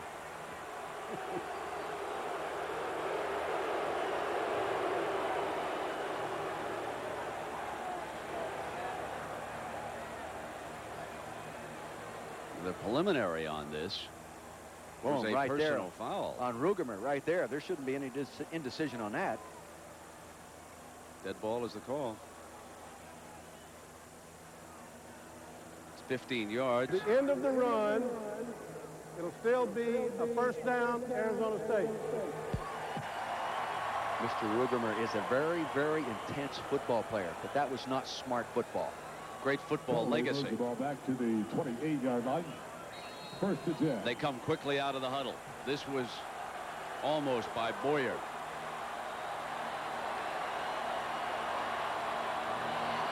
So it is first down inside the 30 against pressure. Katzenmoyer explodes it, and Redmond bounces off the first hit. There's another penalty flag down, however. So we'll see if the officials can sort this one out any quicker. I believe it's defensive offside. Mike Graybill on the tackle. Again, that hard count working, Brian. This one against the Bucks. That Rugemer, he's a real interesting story, Brent. Yesterday, visiting with his father, his mother, his grandfather was there, really excited about being here. Listen. Offside, defense, 5-yard penalty, repeat first down. His grandfather, his two sons played here in the early 60s for Minnesota in the Rose Bowl. Now he's seeing his grandson play in the Rose Bowl. 23. Very 86 years old, Grandpa was, and he was really excited about being here. Been through many surgeries, and Mr. Rugemer said, you know, Grandpa may not be around if he didn't have somebody to watch play football.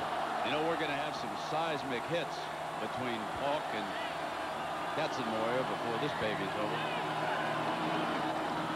Battle sprinting out. Winfield made the first hit as he came across the nickel back. Real good job by Mike Graybill, defensive lineman, getting penetration up there, making the play bounce outside right now. Mike Graybill. Top of your screen, 94, Winfield inside 68. See that right there, he's on Pat Thompson, 67. He pushes the play back, and then old Antoine, number 11, can come up there and finish it off with some help from 3 other guys. Let me correct myself on Winfield's number. It goes to number 11 coming up in that corner spot, the nickel back. Second down. This is Paulk getting his carry, and what effort he showed. He came away from Mr. Graybill that time, didn't he, as he kept driving. Well, they pulled big Pat Thompson, the right guard. He's a 310-pounder, and got him out there, and he came up in behind him. But Jeff Paulk is built low to the ground at 6'1", about 245. He bench presses the weight room. I asked him the other day in visiting with him, you'll see the pull right here, right side of your center, number 67, kicking out right there. There's Paulk. He doesn't need any blockers. He gets those pads down, takes people on, and runs over and advances the ball 3rd and inches. Orlando Pace has checked into the defensive unit. On 3rd and 1, goal line look by the Buckeyes, which means that Orlando Pace is in. Battle couldn't get away from number 13, Damon Moore. Damon Moore has done that all year, Brent. Not a great pass defender, just a real fine tackler. He loves those situations where it's he and the ball carrier. He can make the play. Orlando Pace there, number 75, defensive left tackle. He has an inside gap. He's got his pads up too high. That's why he gets knocked off the ball. The ball's forced to the outside, and Damon makes the play. But it's 4th down right now. Alert fake. But chances are they won't. Jake Plummer is the quarterback. It is 4th and short. Nice, if he kicks it, a 37-yarder. And Nice boosts the Sun Devils into their first lead of the day. Who knows how big that might be in Arizona State's drive for what they hope will wind up with a national championship. The Sun Devils lead it by 3.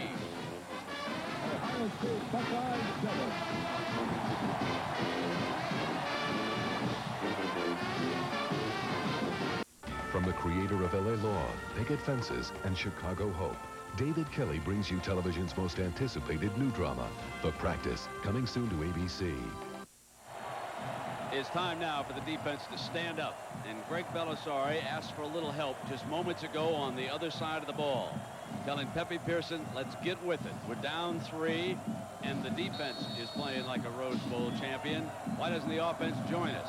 Now Stanley and Springs are back deep as the Bucks need something on special teams, anything to get them going here in this football game. Springs will try it from coming out of the end zone. 15, 20, to the the 25-yard line, and Joe Germain continues as the Buckeye quarterback, which leads me directly to your question, Dick. You would have stayed with Stanley Jackson. Yeah, I'm sort of confused. He moved the team. He was 6 for 12 passing, you know, and I know they planned to play them both, but I would have thought they would come back with him right now. 6 for 12, Jermaine 1 for 2. But Stanley was the guy that scrambled around and threw the good balls downfield. One of them, they didn't give him the catch on it, but I don't know. Above the waist, against the return team, 10-yard penalty from the spot of the foul, first down.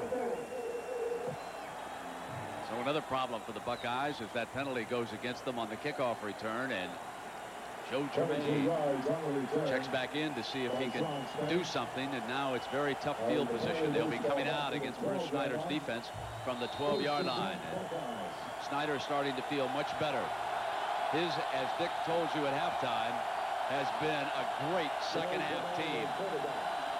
Rogers over to the Goldston side. Fake, Jermaine time, and a diving attempt by Stanley. Makes the catch there at the 29-yard line. See that little token fake inside there to the tailback. It freezes the linebackers just enough to allow that deep square in. Now here they have good pass protection. Rogers on the left side on Golston right there doing a good job. He's got his hands on him. That's legal. You can use him. Good time. He's going to have to start coming underneath those tackles that are walling him off to the outside. He has that kind of quickness. Yeah, Rogers put that inside move on Nebraska for that third safety. Now they've got a tight end, Jones, over on him on the left. Jermaine going to fake again. Comes to the middle, caught on the fly. The Buckeyes break Stanley.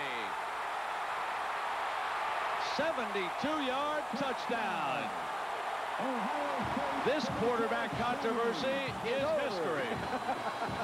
I told you he should have stayed in there and played. Bill Snow, defensive coordinator, said, well, I called the right coverage. This is the one advantage Joe Germain has, Brent. He is a little sharper passer, a little more accurate coming into this ball game and has been in the practice. Again, those two tight ends condense that defense, constrict it to play and run, the play action. Good call, good changeup, big play. Longest pass play for touchdown this season for the Bucs. Josh Jackson, Bartholomew, the punter, will hold it. And the Buckeyes regain the lead. Demetrius Stanley.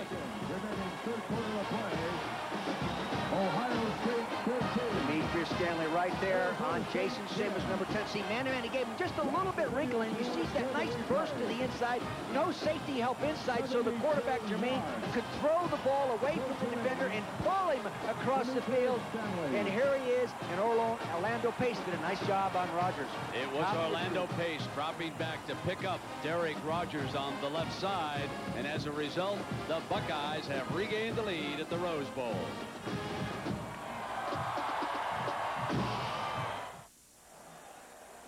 ABC Sports coverage of the 1997 Rose Bowl brought to you by the new Dodge. It's about change. AT&T, your true choice. Ohio State leading Arizona State 14-10, 8:23 to go in the third. Mike Malfa is the new kickoff man for the Buckeyes. Farlow and Battle are back deep.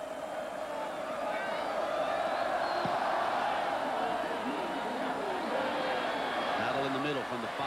Left foot kind of gave way as he made the catch. Got an alley. This is his favorite return over to the left. And Sean Springs there drives him out of bounds at the 29-yard line. And Springs is wrapped up. He and Battle are wrapped up here on the sideline. And also there was another member of the return team. And quickly some cooler heads prevail now and get everybody separated down there. The ASU defense decided to go with 5 down linemen right here. That meant they took the free safety Fright Night out of there, Friedman. That leaves 3 deep, so they get 1-on-1 here, 1-on-1 there, and here's the touchdown. Simmons is all alone, no inside help. He should try to cover him inside a little bit more. See, no safety there, 5 down linemen rushing. He beats him right there. Big, big play. As you said, longest one of the year. Quarterback, first and 10 from the 28. 2 tight ends. Battle squeezes through a hole to the 32-yard line. So let's take a look at the end of that kickoff return now. It was Sean Springs who came up strong on Battle. You can see it was a return left. And Springs really drove into him and is still kind of taking him down out of bounds over there, and he objected to that. And so he and Springs get in a little wrestling match there on the sideline, and quickly they're separated. Fake, and now Jake rolls the pocket, gonna get forced back the other way. Katzenmoyer is picked off, and Plummer dives for a first down. Great block on the big cat that time, and Plummer was roaming free. See what they wanted to do, a very clever play, but it was read defensively correctly. They wanted to run Bush behind the line of scrimmage, the right tight end, and sneak him out the backside against man-to-man coverage, but Ohio State saw that coming. Real good coaching, very good alertness. You'll see to the right side of your screen here now, he'll run behind the line of scrimmage. You don't see that very often. They're trying a little trick play. Balisari, a student, too smart, wouldn't allow it to happen. J.R. Redmond checks in as running back. Gets the call, right side. Balisari bangs him out of bounds.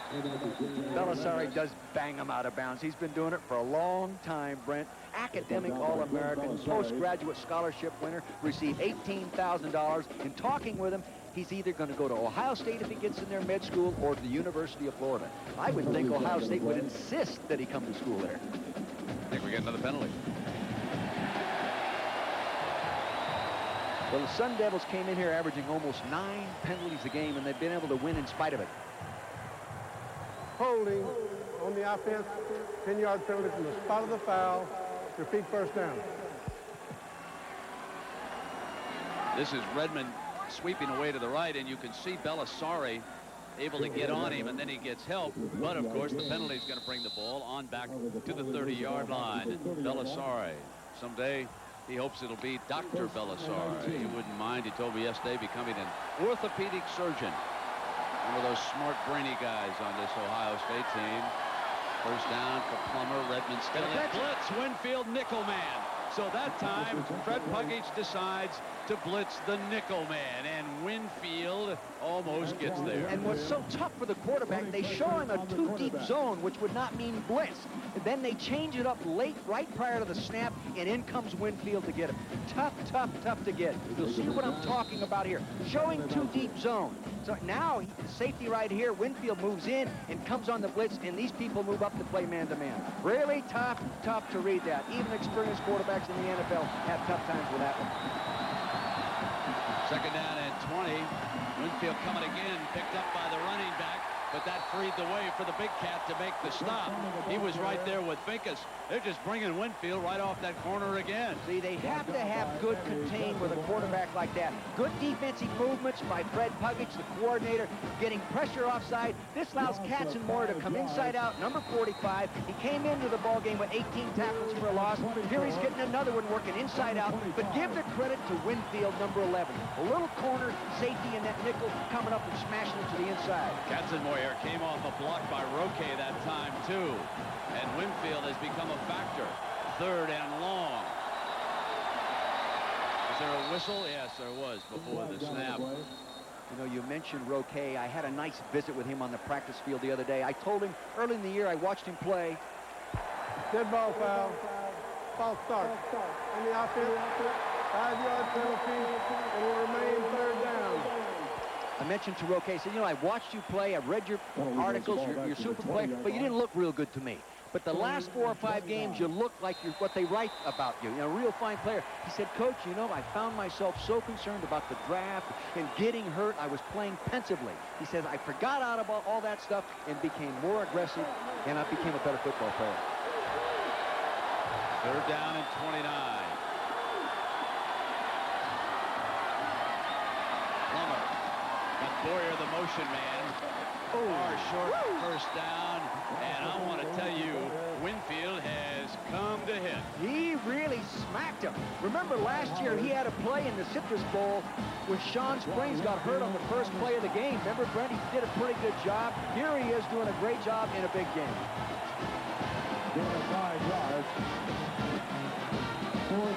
It just took the Buckeye defense one touchdown from the offense. And they were putting the pressure on with David Boston. makes the fair catch at the 25-yard line. It is amazing what that touchdown pass from Jermaine to Stanley did to this football game. It just upped the stakes for Ohio State, and they lead it. We'll be right back. Think about this, ladies and gentlemen. When do you think the Goodyear blimp made its first appearance over the Rose Bowl? 1926. Cameraman is Glenn Hampton. They tell me he was not here in 1926. Glenn, nice to have you along with us on an overcast day in Pasadena, but just like Rose Bowls always, the rain holds off. Michael Wiley now, the dash and flash running back, and he's an outstanding receiver. In motion to the short side for Jermaine. Swadak picked up. Now the middle of the defense all over Jermaine. Von der Ahe in there on top of him too. They were in a little different formation package that time, used a little motion, wanted to throw the crossing pattern, but they couldn't handle the pressure. They could have thrown it early if they had not been covered. Good pressure right up inside. He couldn't step inside. Swayed at number 99 doing a real good job. Very quick football player. Good pressure off the outside there. No place for Jermaine to go. Sack time. Now the Arizona State defense starting to step it up. 2nd down and 12. A national title could be at stake. Here's Wiley. Von der Ahe racks him up at the 24-yard line, and he'll go down in a heap of Sun Devils. So far, when Wiley has been in there, they've given him the football. Might be wise to run a play-action fake with him there. He's also a good receiver and put him out of the backfield, Brent. Jackaroo. Well, Brent, you notice that Michael Wiley's getting a lot of plays, and one of the reasons why is he's relieved by Pepe Pearson. And the coaching staff feels that Pearson can't touch the ball more than 20 to 25 times in a game. If he does, they say a lot of his conditioning goes away. He doesn't carry quite as well. So they've worked Wiley into the rotation. But Pearson's back now. Jermaine steps away, and down he goes. Number 94 won't let him get away. Now, Clint Bernstein out of Glendale, Arizona. He will get credit for the sack, but the guy that really caused it was Rogers coming hard off the other side. He forced Jermaine to step up there and push him over to Bernstein. Phil Snow likes that one, defensive coordinator. They have a good defensive series now. 5 yards on the sack by Brent Bernstein. Bartholomew.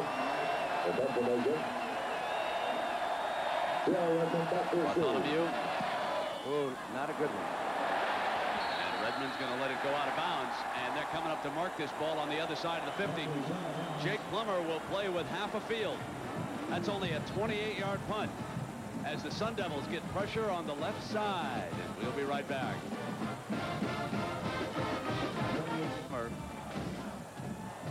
Jake Plummer started out red hot, but now he has completed only 2 of his last 8 passes. And his favorite target, Poole, is being shut out by Sean Springs and the Buckeyes. Boyer with 3 catches leads the way for Bruce Snyder and the Sun Devils. The Sun Devils in their title drive down by 4, with Springs doing a whale of a job defensively. The running back, Battle checks back in.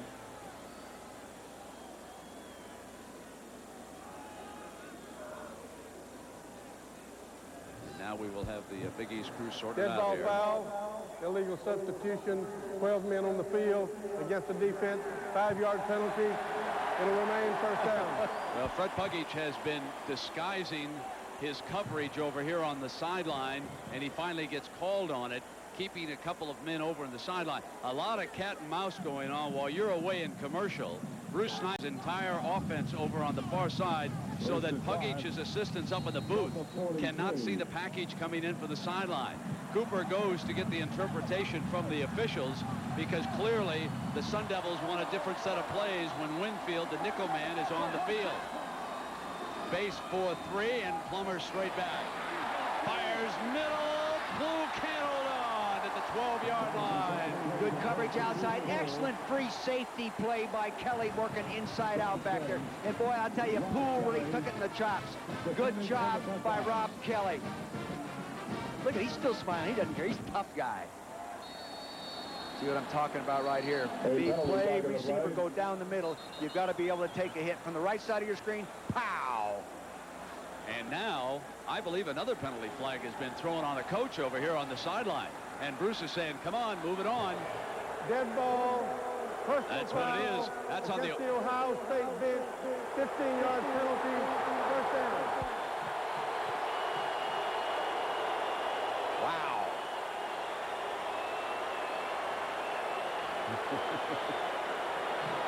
John Cooper knows it wasn't on him.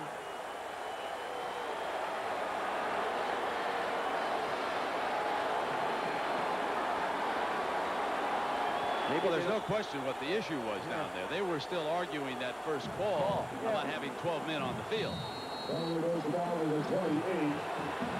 He's a pugnacious one. He was once a tight end with the Shy Bears. Bruce Snyder on the other side says, thank you very much, bench. We'll take the first down. It's like a big T in basketball. Plummer now got one-on-one, goes incomplete.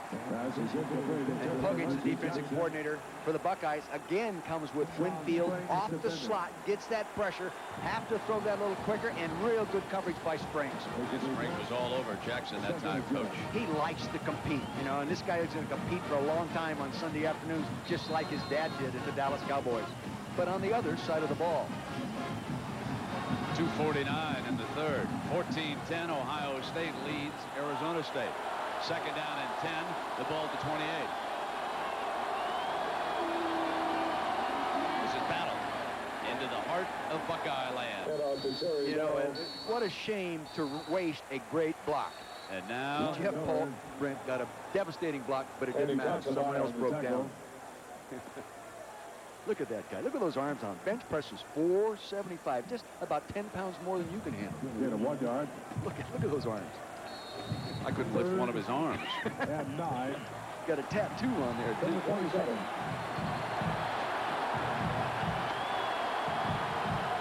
Boyer, the third wideout. You can bet they'll come after him. They're in that bare front right now. Yeah, here they come. Firehead one-on-one pool, picked up. Katzenmoyer, the big cat rolling down. It's our rumble, rumble, rumble. Wants a block from the safety, and there's going to be a penalty flag. Penalty flag is thrown back at the 40-yard line. The Buckeyes 40 on this play. Penalty flag. The 40-yard line. Katzenmoyer not blitzing in that situation, backing off in good pass defense. Ball batted back right into his belly. Andy Katzenmoyer. The interception by Ohio State is complete during the run. An illegal block below the waist during the return. First and 10, Ohio State. The first turnover of this Rose Bowl. You see this, the right side. He's going to throw the ball to the right in the slant pattern to the top of your screen. 1, 2, 3, slant. Throw it in there. Good drive on it right there. Knocks it back right there. Katzenmoyer takes it off the turf, and this young man can run. Now he's looking for a convoy to get some help. Kelly, 34, going to try to help him there. Let me see the end of this now. Watch. The difference is on Sunday, if a safety had spotted a quarterback coming over, oh, baby, it'd have been lights out when you get a free shot at the quarterback like that. But that shows you what kind of a competitor Jake Plummer is. He threw the interception. Really, he didn't really throw it. That just happened. And he goes over and makes the tackle on it. Number 25.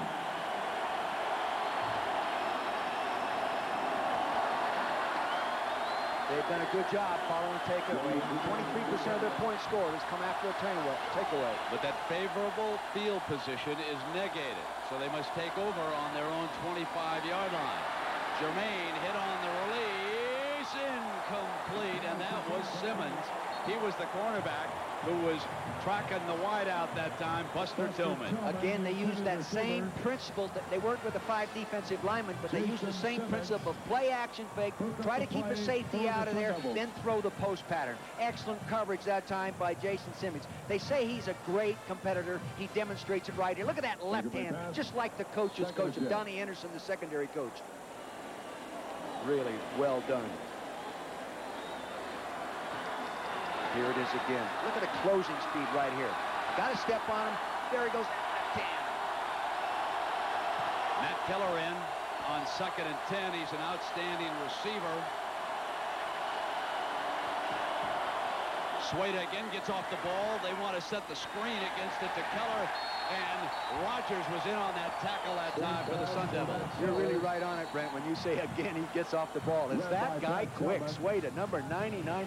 He gets off the ball. One of the best defensive tackles I've seen this year. And Rogers is probably quicker, one of the faster men on the defense, but he's not a tackle. See, and he pushes up inside like that, and Sueda forced it. Now there's no place to really advance the football. I don't think, Dick, I have seen a defensive lineman anticipate a snap count like Sueda is, and clearly the Buckeyes need a hard count right here. They pull him right across. It's 3rd and 15, the ball on the 20. Now the Sun Devils show pressure at the line. They're coming. Oh, here's the sack. Fright Night in on top after Smith hit him first, and Jermaine is sacked at the 5-yard line. He saw the blitz coming. He saw it, but I don't know if he audible or not, but if you're going to audible, you better get rid of the ball quick, because old Derek Smith coming off the top there. Coming right off the top of the screen here, up the top. Here he comes. They can't pick everybody up there. Collapsing inside. He couldn't get away from it. Then old Fright Night, he is a free safety. Not free, he's a sacking safety right now. Now, tough spot. Remember, there was pressure on Bartholomew from the left defensive side for Arizona State out of his own end zone. Oh, he gets a good one, too. Here's Redmond. Another penalty flag comes flying. I wish those guys would have left those flags on the East Coast.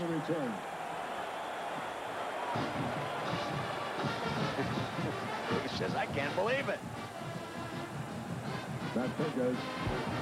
During the return, an illegal block in the back.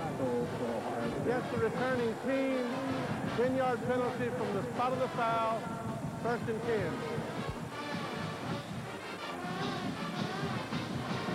Right here on the left side of your screen, you'll see the block in the back right there. Obvious, glaring. Can't do that. 6 yards on the return. So the ball comes back to the Sun Devils' 43-yard line. And the penalty. And the final seconds left here in the 3rd quarter of 5 with Joe Germain, who took a blow from Friedman up on the chin. It was a frightening experience when Friedman came rolling in there at the end. That's Bill Davis, the trainer, tending to him there right over his right shoulder.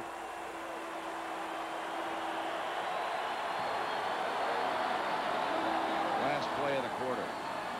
Plummer. Complete. He puts the ball in the hands of Lindsey Jackson.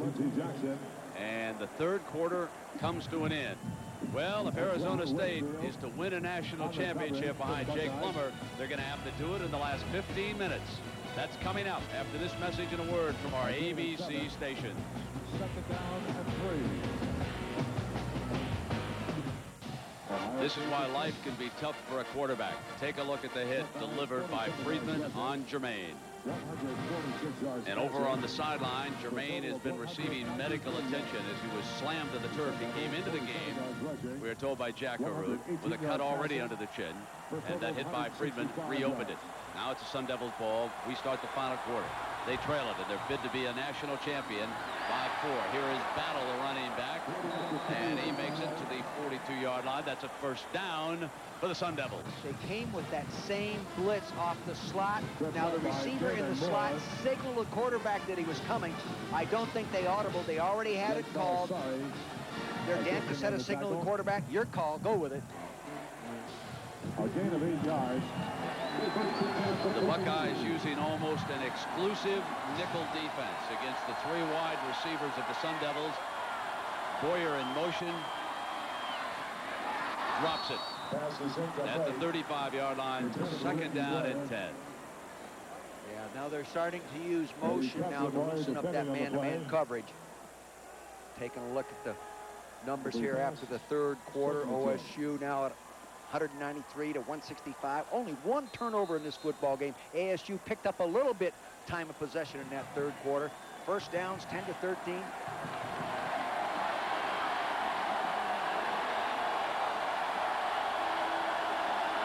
Second down and 10.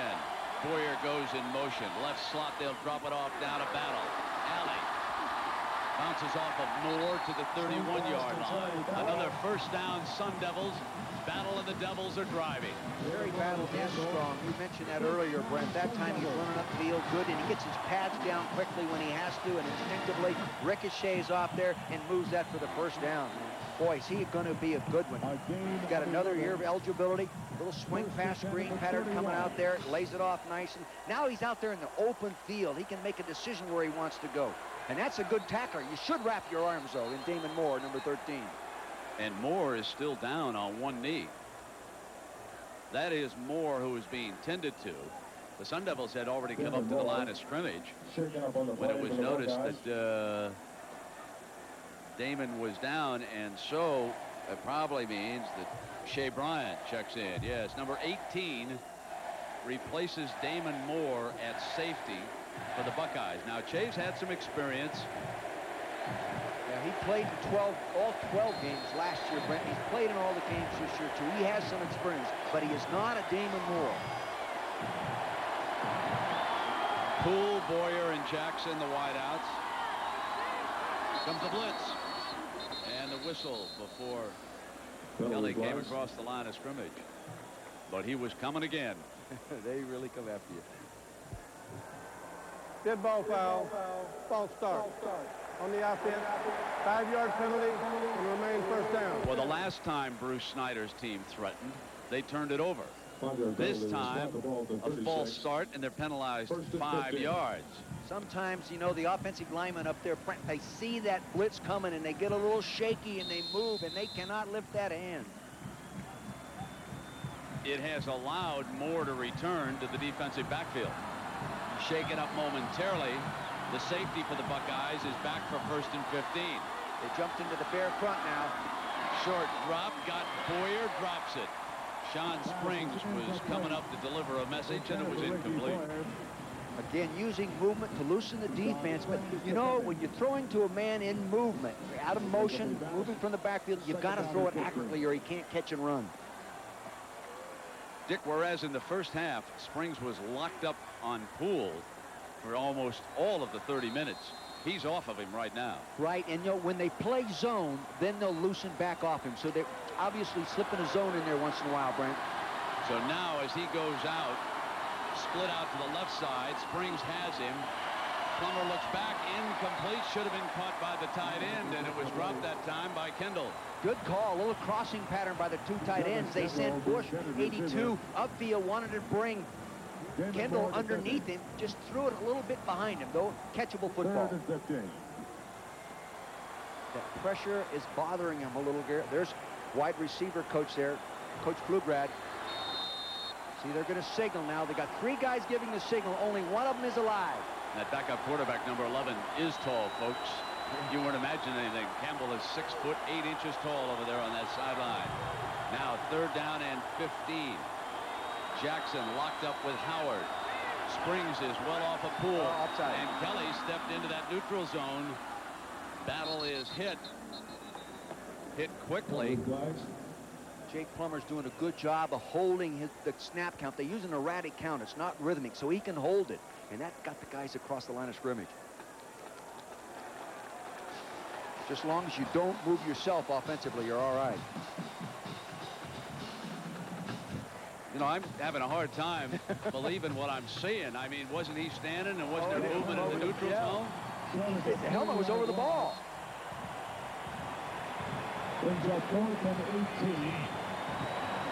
Regardless, Battle's down, and suddenly it is 4th down, and that's a tough break for the Sun Devils. Lance Anderson's in, and Sean Springs will stand back on the Buckeyes' 10-yard line.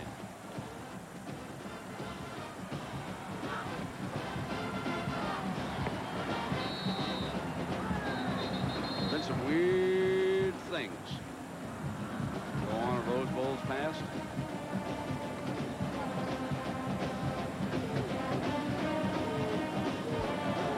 Dead ball foul. Delay of game. On the offense. 5-yard penalty. Remains 4th down. He wanted that. That deliberate so that the punter can back up a little bit more. He'd like to bury the Buckeyes if they can. So Arbuckle's special teams took that penalty deliberately at the 12:56 mark here of the final quarter. 14-10. Buckeyes are upsetting, or shouldn't we say upsetting, they were the favorites of this game. Low, Hunt, trying to get it out of bounds. Trying to get coverage downfield, and it is out of bounds. Beautifully done by Anderson. Rolling out at the 6-yard line. So the Buckeyes will be coming out now from very tough field position with a quarterback who was shaken up in his last possession. And this could be a huge play in this football game. We'll see if the Arizona State defense can take advantage of it. We come back to the Rose Bowl in Pasadena.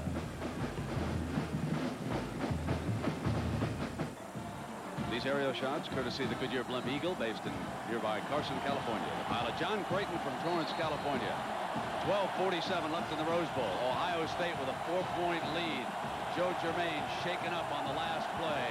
Blood down on the front of his jersey now. Coming out from the Buckeyes 6-yard line. The Sun Devils, they smell that blood right now. Schweda tries to get across. Pepe's got the hole on the right-hand side. Now, from the backside, he's brought down, but not before he's bailed him out with a 12-yard run. Derek Rogers chasing him down, and Matt Calhoun gets the job done for Germain and the Buckeyes. He did an excellent job. Matt Calhoun lead blocking. That's what he's in there for. As you earlier said, he's just like a fullback in there, or a guard. Here he is, left-hand side of your screen, right-hand side, up in there. Pow! Nice contact by both people. There's the hole to run in.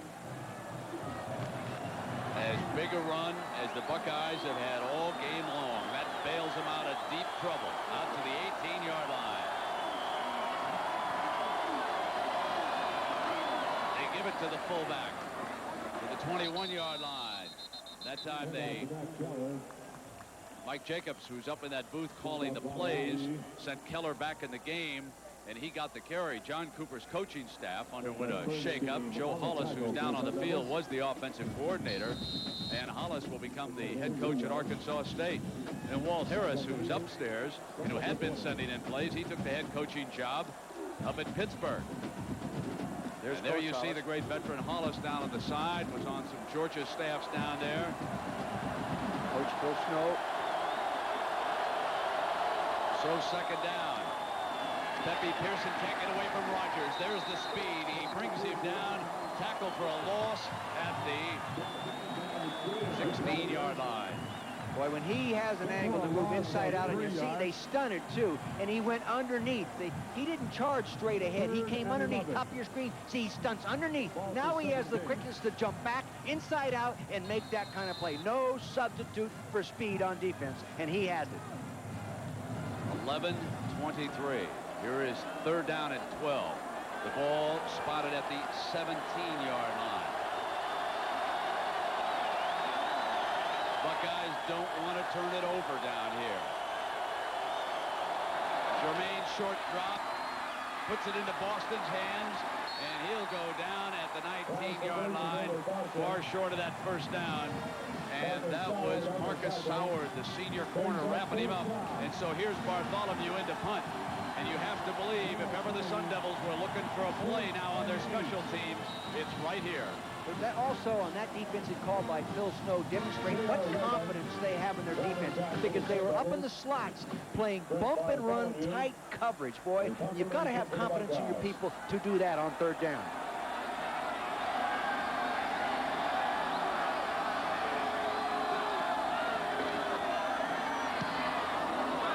Redmond picked up on the bounce, trying to save a loss. Does a decent job. Back to the 32-yard line. The Sun Devils are 68 yards away. They trail it by 4 in their bid to become a national champion at the Rose Bowl. The Arizona State defense has yielded only 2 passing touchdowns. Now it's up to Jake Plummer and the offense. 14-27. 1 touchdown, but the 1 interception. The big cat, Katzenmoyer.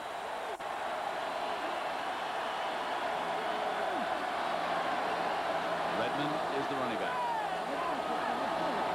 The Toss is to Redmond behind Paul.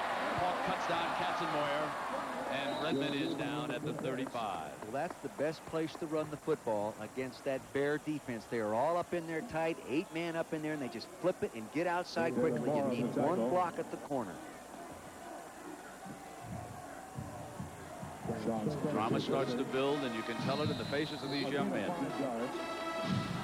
And the coach is on the sideline. The man who's under pressure.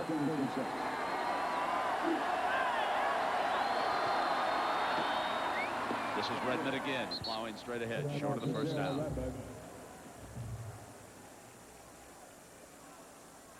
Ryan Miller. Winfield Garnett on the stop. Springs a little bit dinged here. 3 to 4 yards.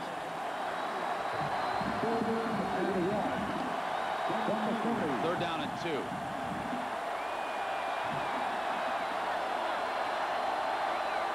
Boyer in motion. Redmond, and he stopped short of it as Kelly, the safety, broke across and broke up the play before it developed. See, they had 4 people coming off the one side. They went right into the blitz. Red Huggins right there made a real good call, guessed correctly. You're not always going to be right, but that time Fred was right. He ran right into the blitz, no place to go. Top of your screen, you'll see him here. Here he comes on the top. 34 right there. Bang, underneath. Good push up inside, too, by number 68, Winfield Garnett. Boston awaits the Anderson punt.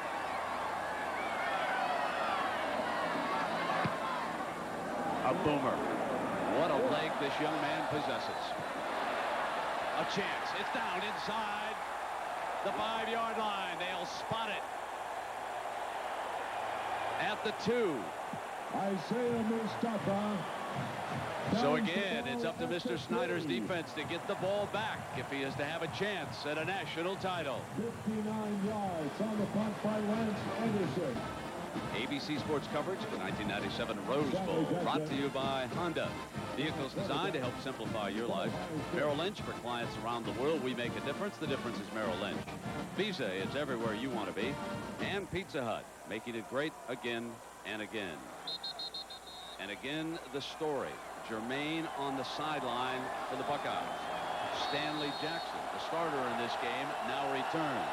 A very tough spot for Jackson. Coming out from the Buckeyes 3-yard line. The hand is to Pearson. Bust loose. He's got 20-yard line. He's free. Soward in a foot race has the angle, and he pushes him out of bounds at the 35-yard line.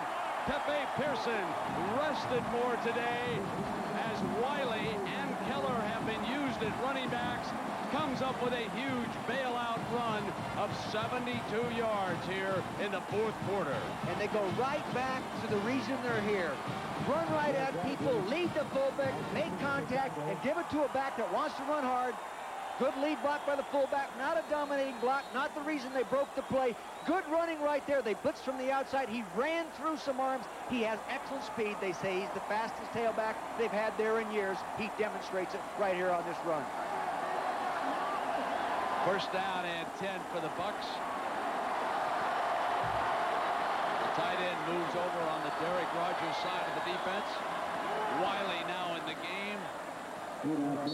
And Wiley to the 32. If there is anything different that we have seen with Coach Jacobs running Cooper's offense, it is the fact that he has utilized more manpower in this game. He has had separate packages, not only for his quarterbacks, but using Wiley to rest Pearson. Now Jacobs, who's calling the plays for the first time today, is a vet. He's over on the left, and he came off Don Nealon's staff at West Virginia. He's a veteran play caller. He will be the offensive coordinator at Ohio State. And I say nice job with this baby, at least so far. Long way to go.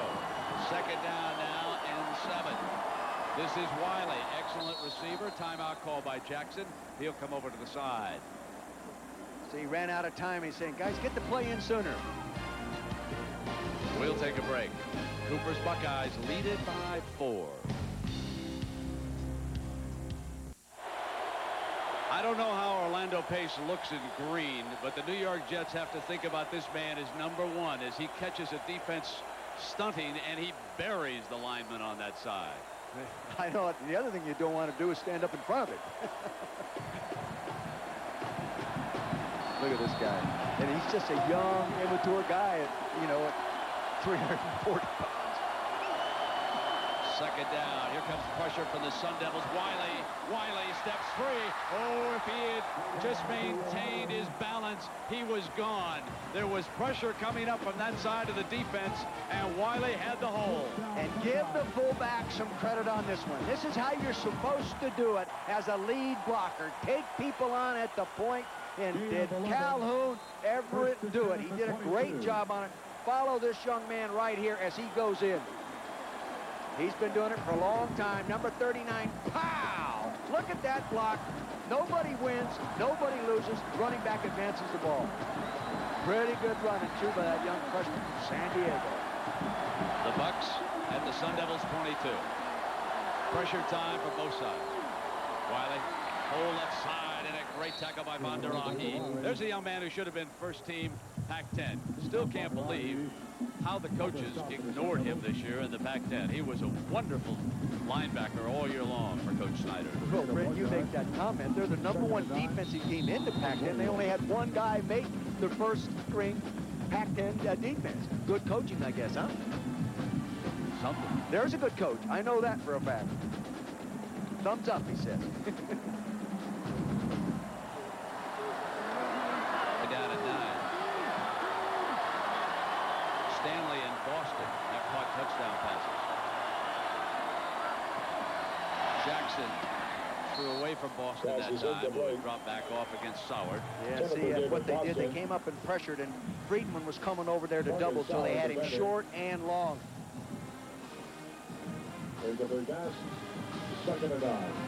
Here's Rogers coming to the outside. He's going to be picked up by a little running back right there, and he doesn't get his body into him, see, and Rogers gets his hands up. A running back should block through that defender, not to that defender. The Arizona State offense over on that sideline, hoping that the defense can hold on here. It's a 4-point Buckeye lead. Matt Keller, who's been a big player in this game, is back in as the lone running back behind Jackson. And Wiley's out as a wide receiver. Oh, almost intercepted. Tillman. That's pass interference. Came through Stanley. I still don't see a flag down. No, hey, he interfered with him, in my opinion, from up here, Brent. No flag, no penalty. I know Buster Stanley thought he was interfered with, but it looked like they hooked him. The right side of your screen coming in the middle now, right there. Hard to tell. Jackson in to attempt the field goal. 37-yarder. Bartholomew, the punter, is the holder. He's at 65% in his career from this distance. Good kicker.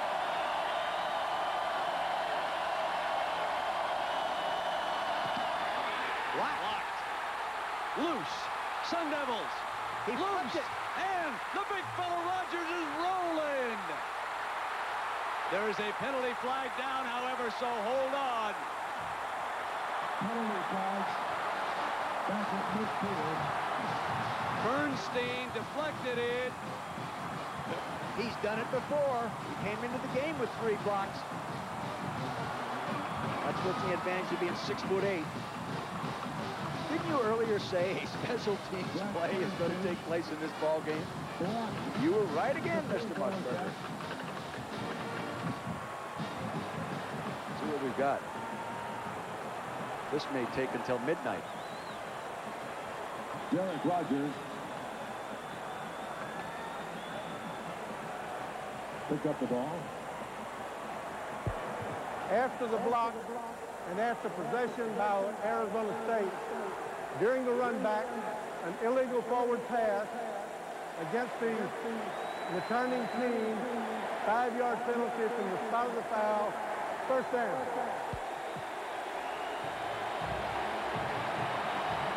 Here's Bernstein there, right center of your screen, 94.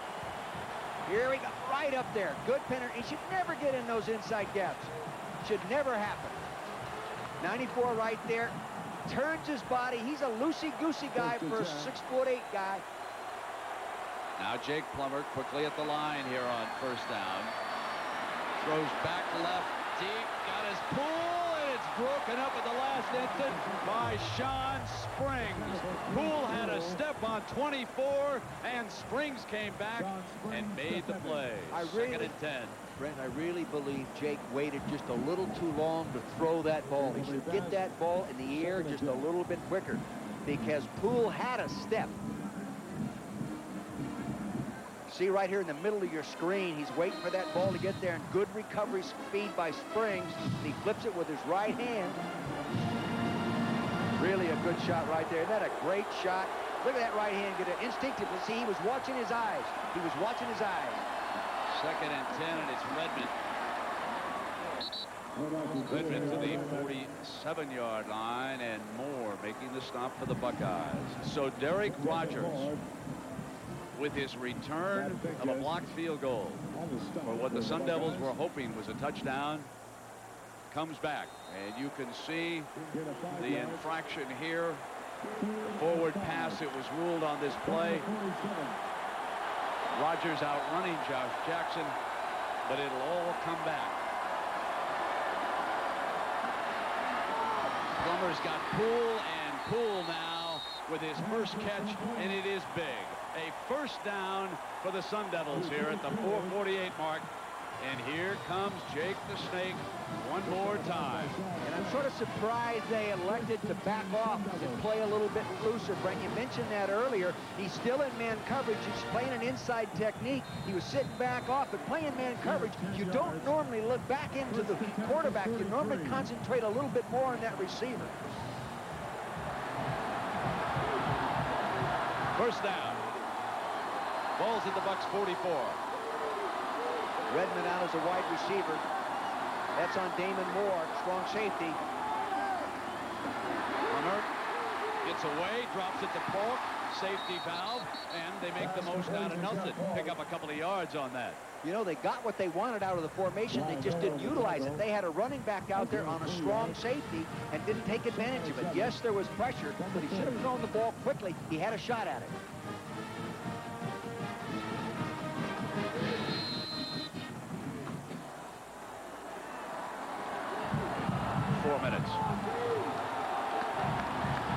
Arizona State, the comeback kids all year, trying to do it again. And the Sun Devils hope to state their case of becoming national champion. Here's the toss. Redmond hit by Moore. 39-yard line. Filled just like you would coach him to fill the ball. They cross-blocked, they blocked the tight end down, pulled the big tackle Rugemer up there. There looked like there was a nice lane, and Mr. Moore, Damon Moore, we've called his name a number of times, came up there today and really filled that play nicely. They toss it quickly. You'll see right side of your screen. Here he comes, inside out of the play. Boom, pads down. Nice technique, Damon. Well, it's raining pretty hard out there right now. And now it is 3rd and 5.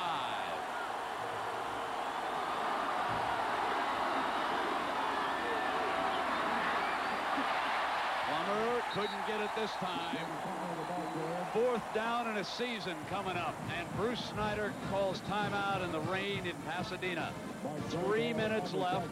The Sun Devils are down by 4. Might be the biggest play of the year coming up for the Sun Devils.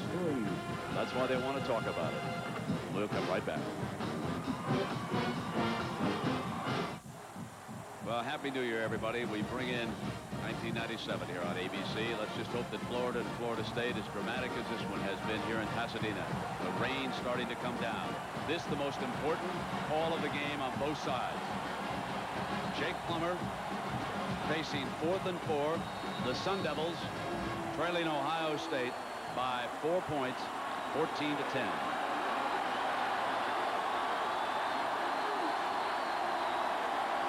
Redmond is the running back, and Boyer's the motion receiver. Here comes the blitz.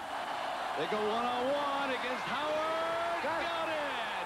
First and goal for the Sun Devils. It is Lindsey Jackson, number 83, who makes perhaps the biggest play of the season against number 2, Ty Howard. Good coverage, too. Just an excellent throw. Blitz all the way. That was the Bear defense. They brought everybody in the kitchen sink. Pressure inside. He's going to play him right there. No hand contact. Throwing the ball nicely over that outside shoulder. See, perfect throw. Can't do it any better. Tough to cover that one.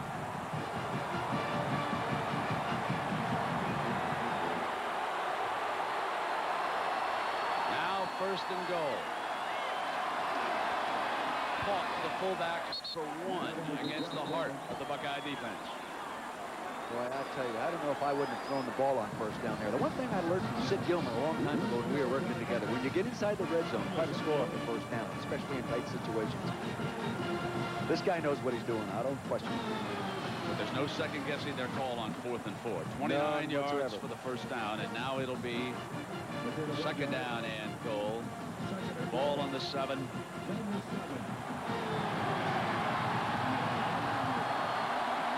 3 wideouts for Plummer, and Bush is the tight end on the right-hand side of the formation. Plummer hit by Belisari. Held on to the football, wrapped it up. It'll be 3rd and goal from the 11-yard line as Belisari comes backside, and Snyder uses his 2nd timeout. What a career this young man has had. You just can't say enough great things about that kind of football player. Top of your screen, number 30 coming in. Now, Finkus 92 collapses it inside. Roquet moving outside just a little bit late. He's got to get out there quicker. He was zoning off inside, but didn't move inside out quick enough. And Belisari comes around there playing his last game as a Buckeye. And one day he'll be operating as either one of them. Hope it's you, not me. Unless you have a credential. What a football player. Now the Arizona State offense going over to be around Jake Plummer. Remember, this is a team that has pulled magic out all season long. They've come down to 147.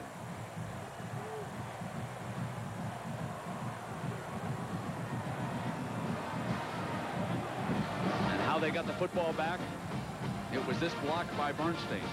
Number 94, right to the left side of the center. Came in that outside of the guard and inside, and see, they did. That was a planned maneuver. See, they powered block Pace back so he could not close that inside gap efficiently, and that's how Bernstein got inside. They used a throwback pass to Jake Plummer in the same stadium against UCLA. They're coming again. Plummer in trouble, steps away, cuts free, breaks loose, 5, touchdown, Sun Devils. The Snake does it again. This team won't die. You can cut a snake's head off, but he continues to live.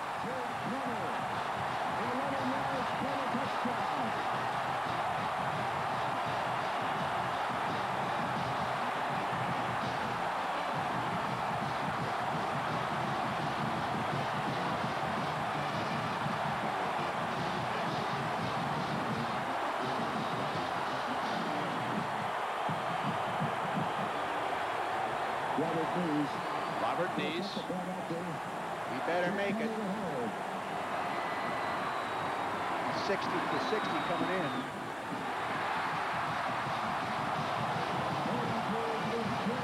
Now 1:40 to go.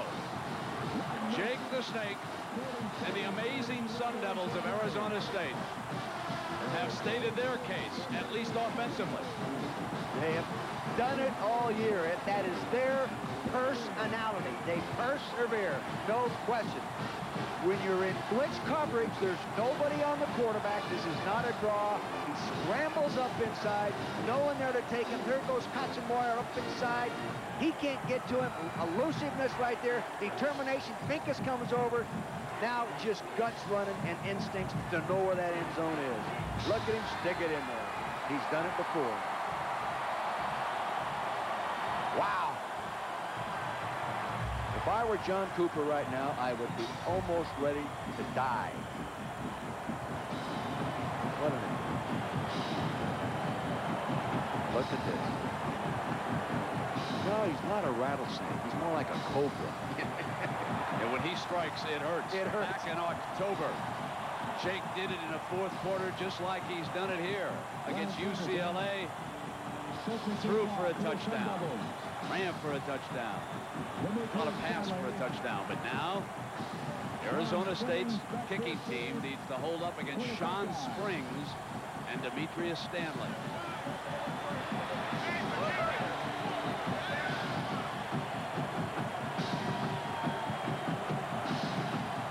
Anderson keeps it on the ground. High hop. Fielded by the short man Keller, the fullback. Don't want to go out of bounds. So this was the scene back in October against UCLA. Twice they came from 21 points down. What I want you to watch after Jake catches the pass from Redmond, I want you to watch the run. This came at the left end of the Rose Bowl. Watch him weave his way and dive to pay dirt. Does that seem familiar? We have a dive at the other end zone just moments ago. Joe Germain, who threw the long touchdown pass, has replaced Stanley Jackson. The Buckeyes have only one timeout left and 1:33. Field goal does them no good. Tight end, incomplete. Almost intercepted by Friedman. He wanted to stretch the defense sideline to sideline and get down the seam. And Friedman has real good way action. Let me correct myself on one thing. They can't win it with a field goal, but they can get it into overtime. You bet. Sun Devils in their scoring drive with 58 yards with 10 plays. Second down at 10. Using 3 minutes and 56 seconds. Slot to the right.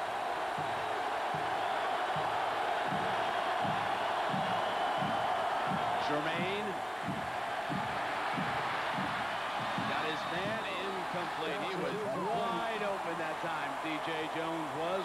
I'll tell you, and Sueda, number 99 as well, as Rogers put real good pressure on him, and Germain maintained real good poise.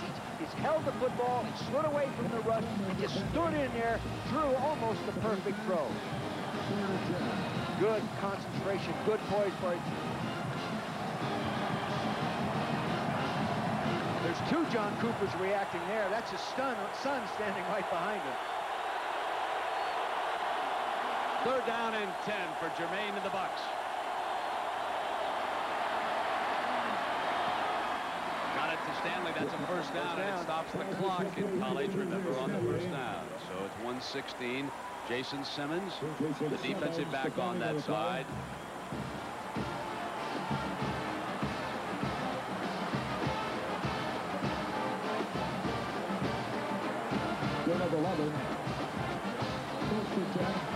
Buckeyes up at the line. Germain, far side, incomplete. Second down, he wanted Stanley, and there is a penalty flag flying on that far side. You know, as I think back to that October Saturday, it is so eerie because in that game also, it was Bernstein who blocked the field goal in that game. And it was Jake Plummer, of course. We just saw that when he touched down. Ineligible receiver downfield. Very costly. The Snake has done it again.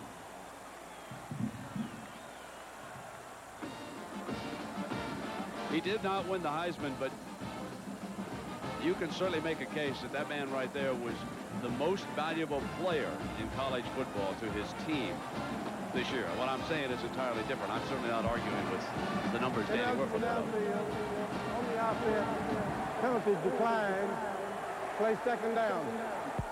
What no one should forget is that this Arizona State team authored, in our mind, the biggest victory of the year early on when they shut out Nebraska.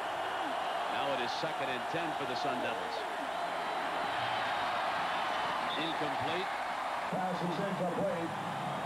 And it has come to 3rd and 10 with 1:04 to go. See, again, they're in that 3 receiver set, spreading from side to sideline and trying to pick the guy that's singled up going down the hole. But they're keeping 2 safeties back there right now and playing across the front man-to-man, not blitzing anybody, but trying to get a good rush with the down 4. Now leading the cheers.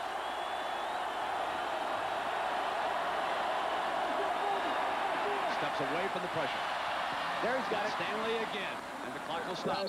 Now the Buckeyes are only 40 yards away. And remember, because of the overtime rule, a field goal puts us into overtime in this game. It's 17-14. Buckeyes don't need a touchdown. They don't have to try to win it here in the last 53. Jermaine got him again. Stanley out of bounds inside the 30-yard line, and they've stopped the clock as they go out of bounds, and they'll move the chains on the first down. 46 seconds.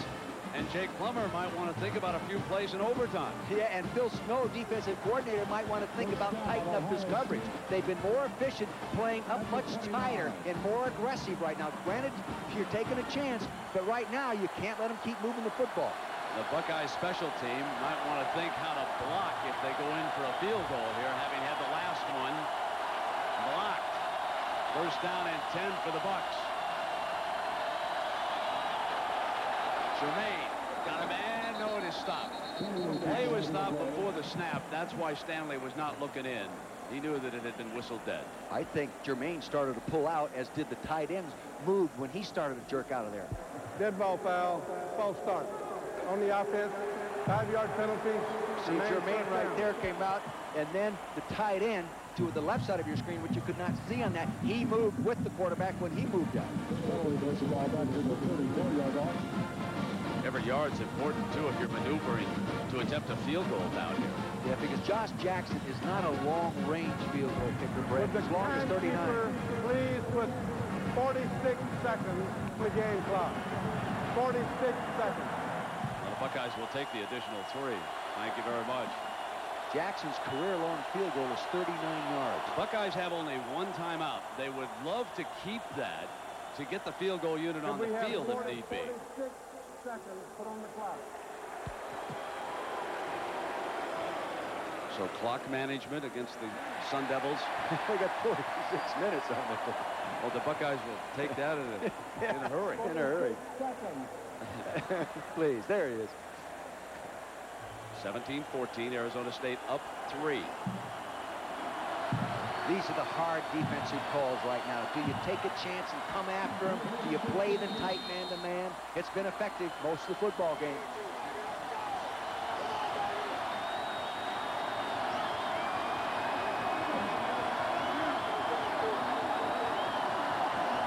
Joe Jermaine. Got one-on-one against Simmons. And there's a penalty flag on the play.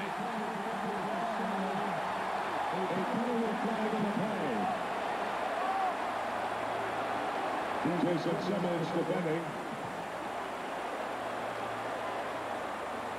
Remember, it's not first and goal now, but that's what it is. And yes, indeed, that's a 15-yard penalty and an automatic first down in the college game. And now this moves Jackson back clearly within his range. Here's the tight coverage now. The safety was working over there to help him, so he had help deep. Richardson was right there to help him right there. See, he's pushing him with his right hand right there. You can't do that. One more look at it. See, that right hand is shoving on him. He can't do that.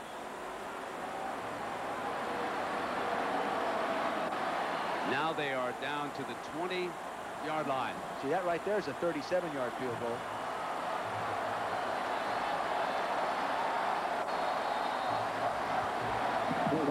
One timeout remaining for the Buckeyes. Jermaine authoring a splendid drive here in the closing moments of this Rose Bowl. Fake. Looks back the other way. It's open if he wants to run. He threw it incomplete. There was an alley wide open. He could have run all the way to the 10-yard line. He might have run the thing in the end zone. There was nobody there, Brent. They were covered back there. They were doubling the outside wide receiver that way. He had a heck of a lane. You'll see what we're talking about. We take a high end zone look at the play. Drop back, set up. He pumps left first. He wanted to run a little go pattern. It wasn't there. He feels the pressure. He gets outside. Look at the lane up inside. Look at the lane inside. Doesn't take it. Wow. Fullback Keller had slipped out.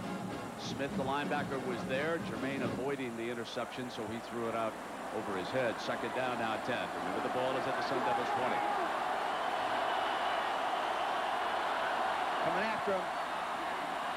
Jermaine calmly fires high. Pass interference. Gee, yeah, I wouldn't say that too, Stanley. Looked like he had a hold of him. That's Courtney Jackson, the Dicko man, 23, who had checked in. USC fans have a painful memory of him. He's the young man who scooped up that toss by Otten and dashed it in the overtime. I saw pass interference, Brent. Excuse me. Top of your screen, Jackson, number 23. I don't know what the heck that is. If that is, those guys down there, the officials, ought to donate their check to charity on that call. My gosh, that's too obvious. Excuse me.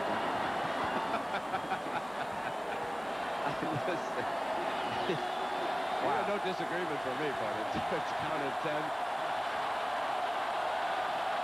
Ball just inside the 20-yard line now. Over the middle, incomplete, and there's the flag. Well, I didn't call it last time. I think I'll call it this time. That's an automatic first down. Well within field goal range right now. They may not need the field goal. They may not get the touchdown in here in the last 24 seconds and win this. Soward committed the foul. Here it is, Soward, number 32, playing inside technique there. He comes back underneath it. There he is. Just hooks him. My God. There's no way you can get away with that anywhere. Unless you're on the other side of the field. Pass interference on the defense. 15-yard penalty. First down.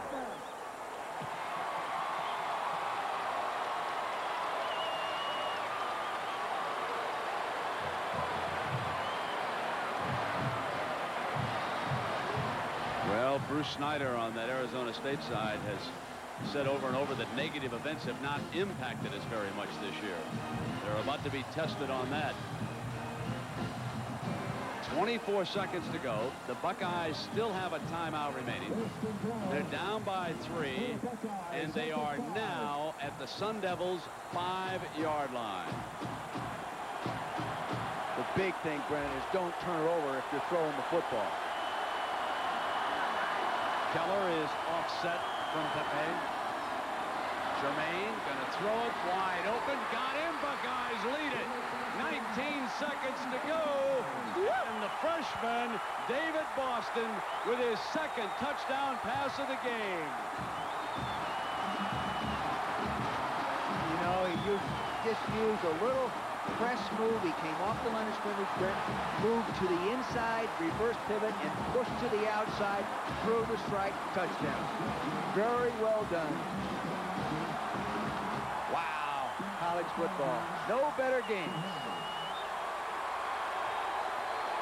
Can the Jake do it again?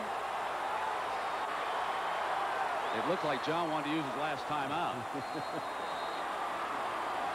They can't believe it. Chaos down there, and they're getting Wiley.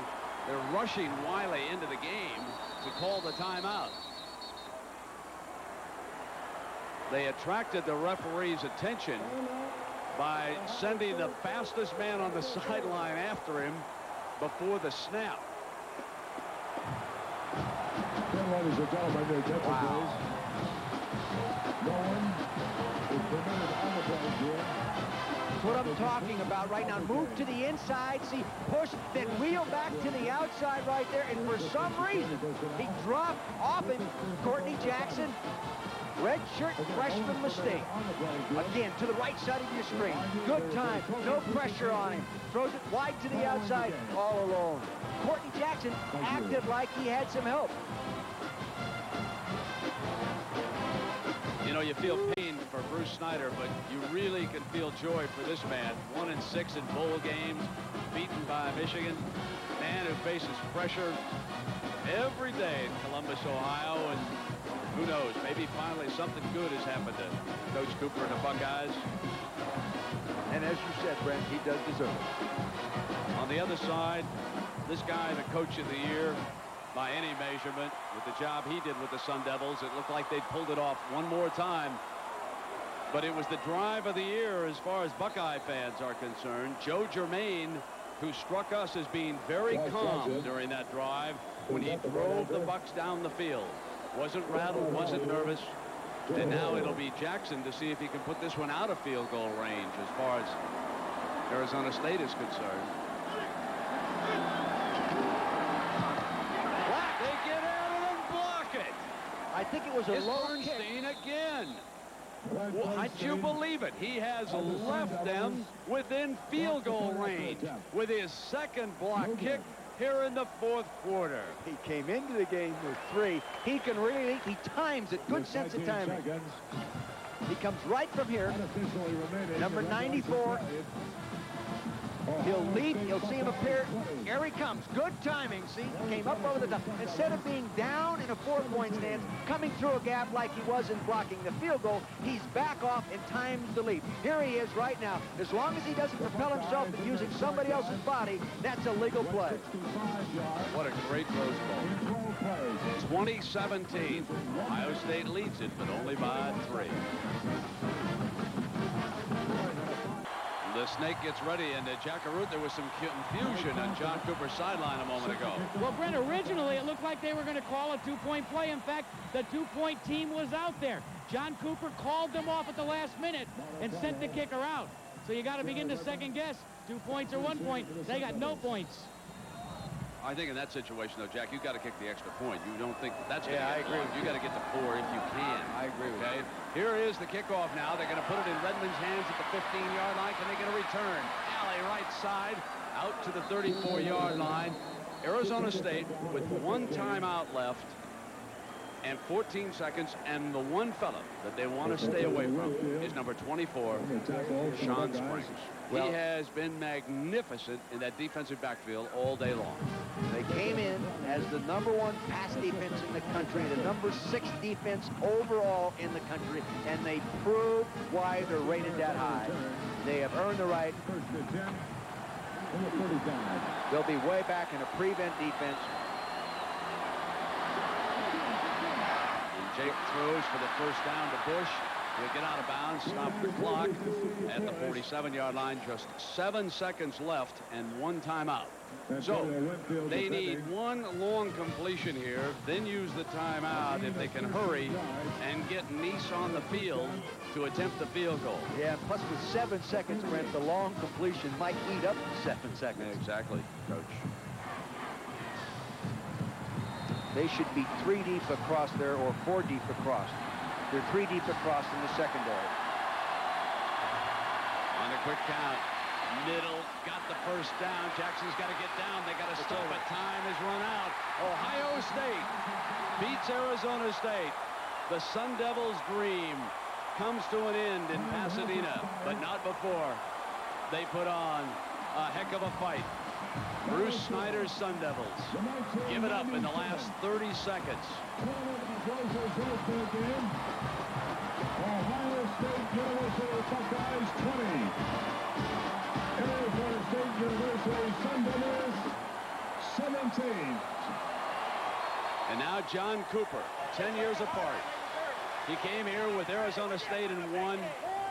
Now he's come back with Ohio State and won. That is his daughter, a member of the media, who's down there on that crush.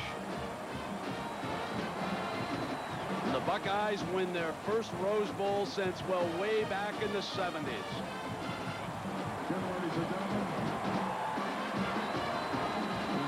The trophy presentation is coming up. The Buckeyes earned this trophy. They did it the hard way against a great performance by Jake Plummer. Belisari with a hug for his fallen comrade as Ohio State wins it 2017. We'll be right back. Joe Germain from Mesa, Arizona, who attended Scottsdale, Arizona Junior College, comes back to finally bury that snake. He goes 9 of 17 for 131 yards and 2 touchdowns, and down we go to Jack Arute. Jack? Well, thank you very much, Brent. I want to introduce to you right now the president of the Pasadena Tournament of Roses, Mr. William Johnstone, for an extremely important presentation. Bill? Thank you, Jack. Coach, will you help me pick this up? I can help you, absolutely. Coach John Cooper, one of the best ever games in the Rose Bowl to the Ohio State Buckeyes. Congratulations, John. Great. Thank you. Coach, I know Buckeye fans have waited a very, very long time for this. Congratulations to you, the captains, the entire squad. That victory was for Columbus.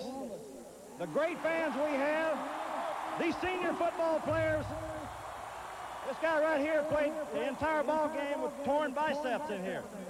Great effort. I've been coaching 35 years. Greatest victory in the history.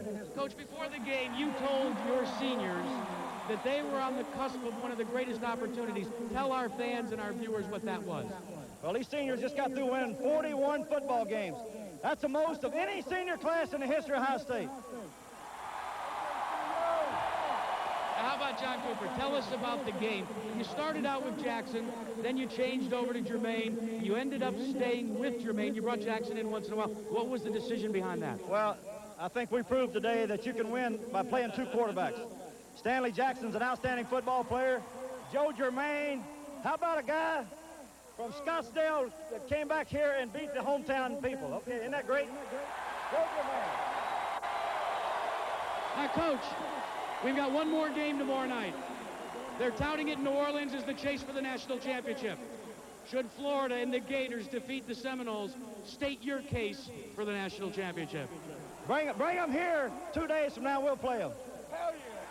Both those teams are great football teams. I could care less about it right now.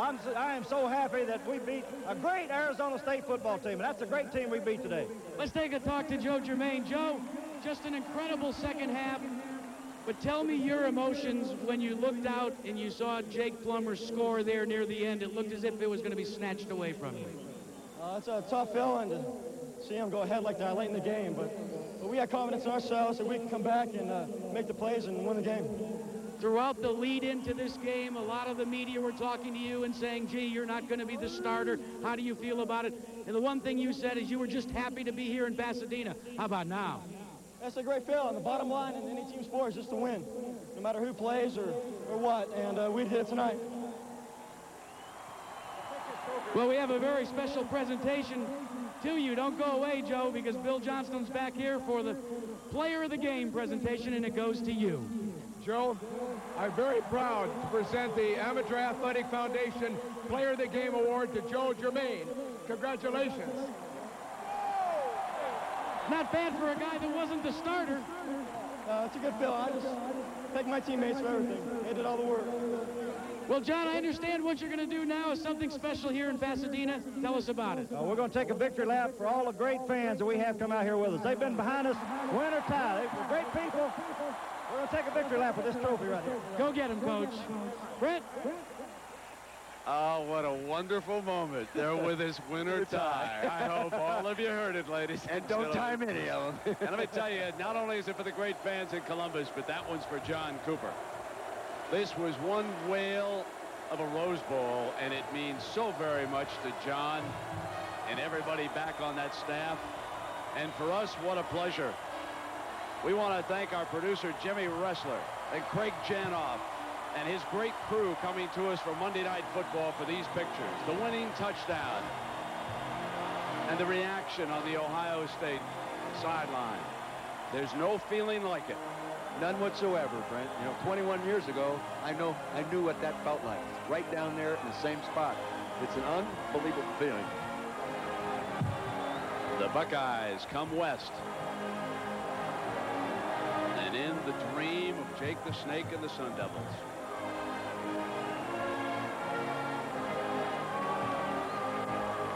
Joe Jermaine on the left and his coach, John Cooper, on the right.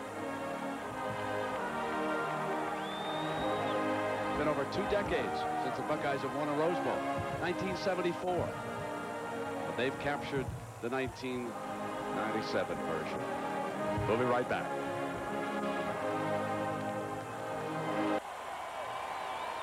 The scene at Pasadena, and you can just imagine the heartache over there and the joy on this side for the great senior class. Don't forget tomorrow, more excitement. The Nokia Sugar Bowl for Jack Arute and Dick Vermeil. I'm Brent Musburger. Happy New Year, everybody. Tomorrow night is the Nokia Sugar Bowl. So long, everybody.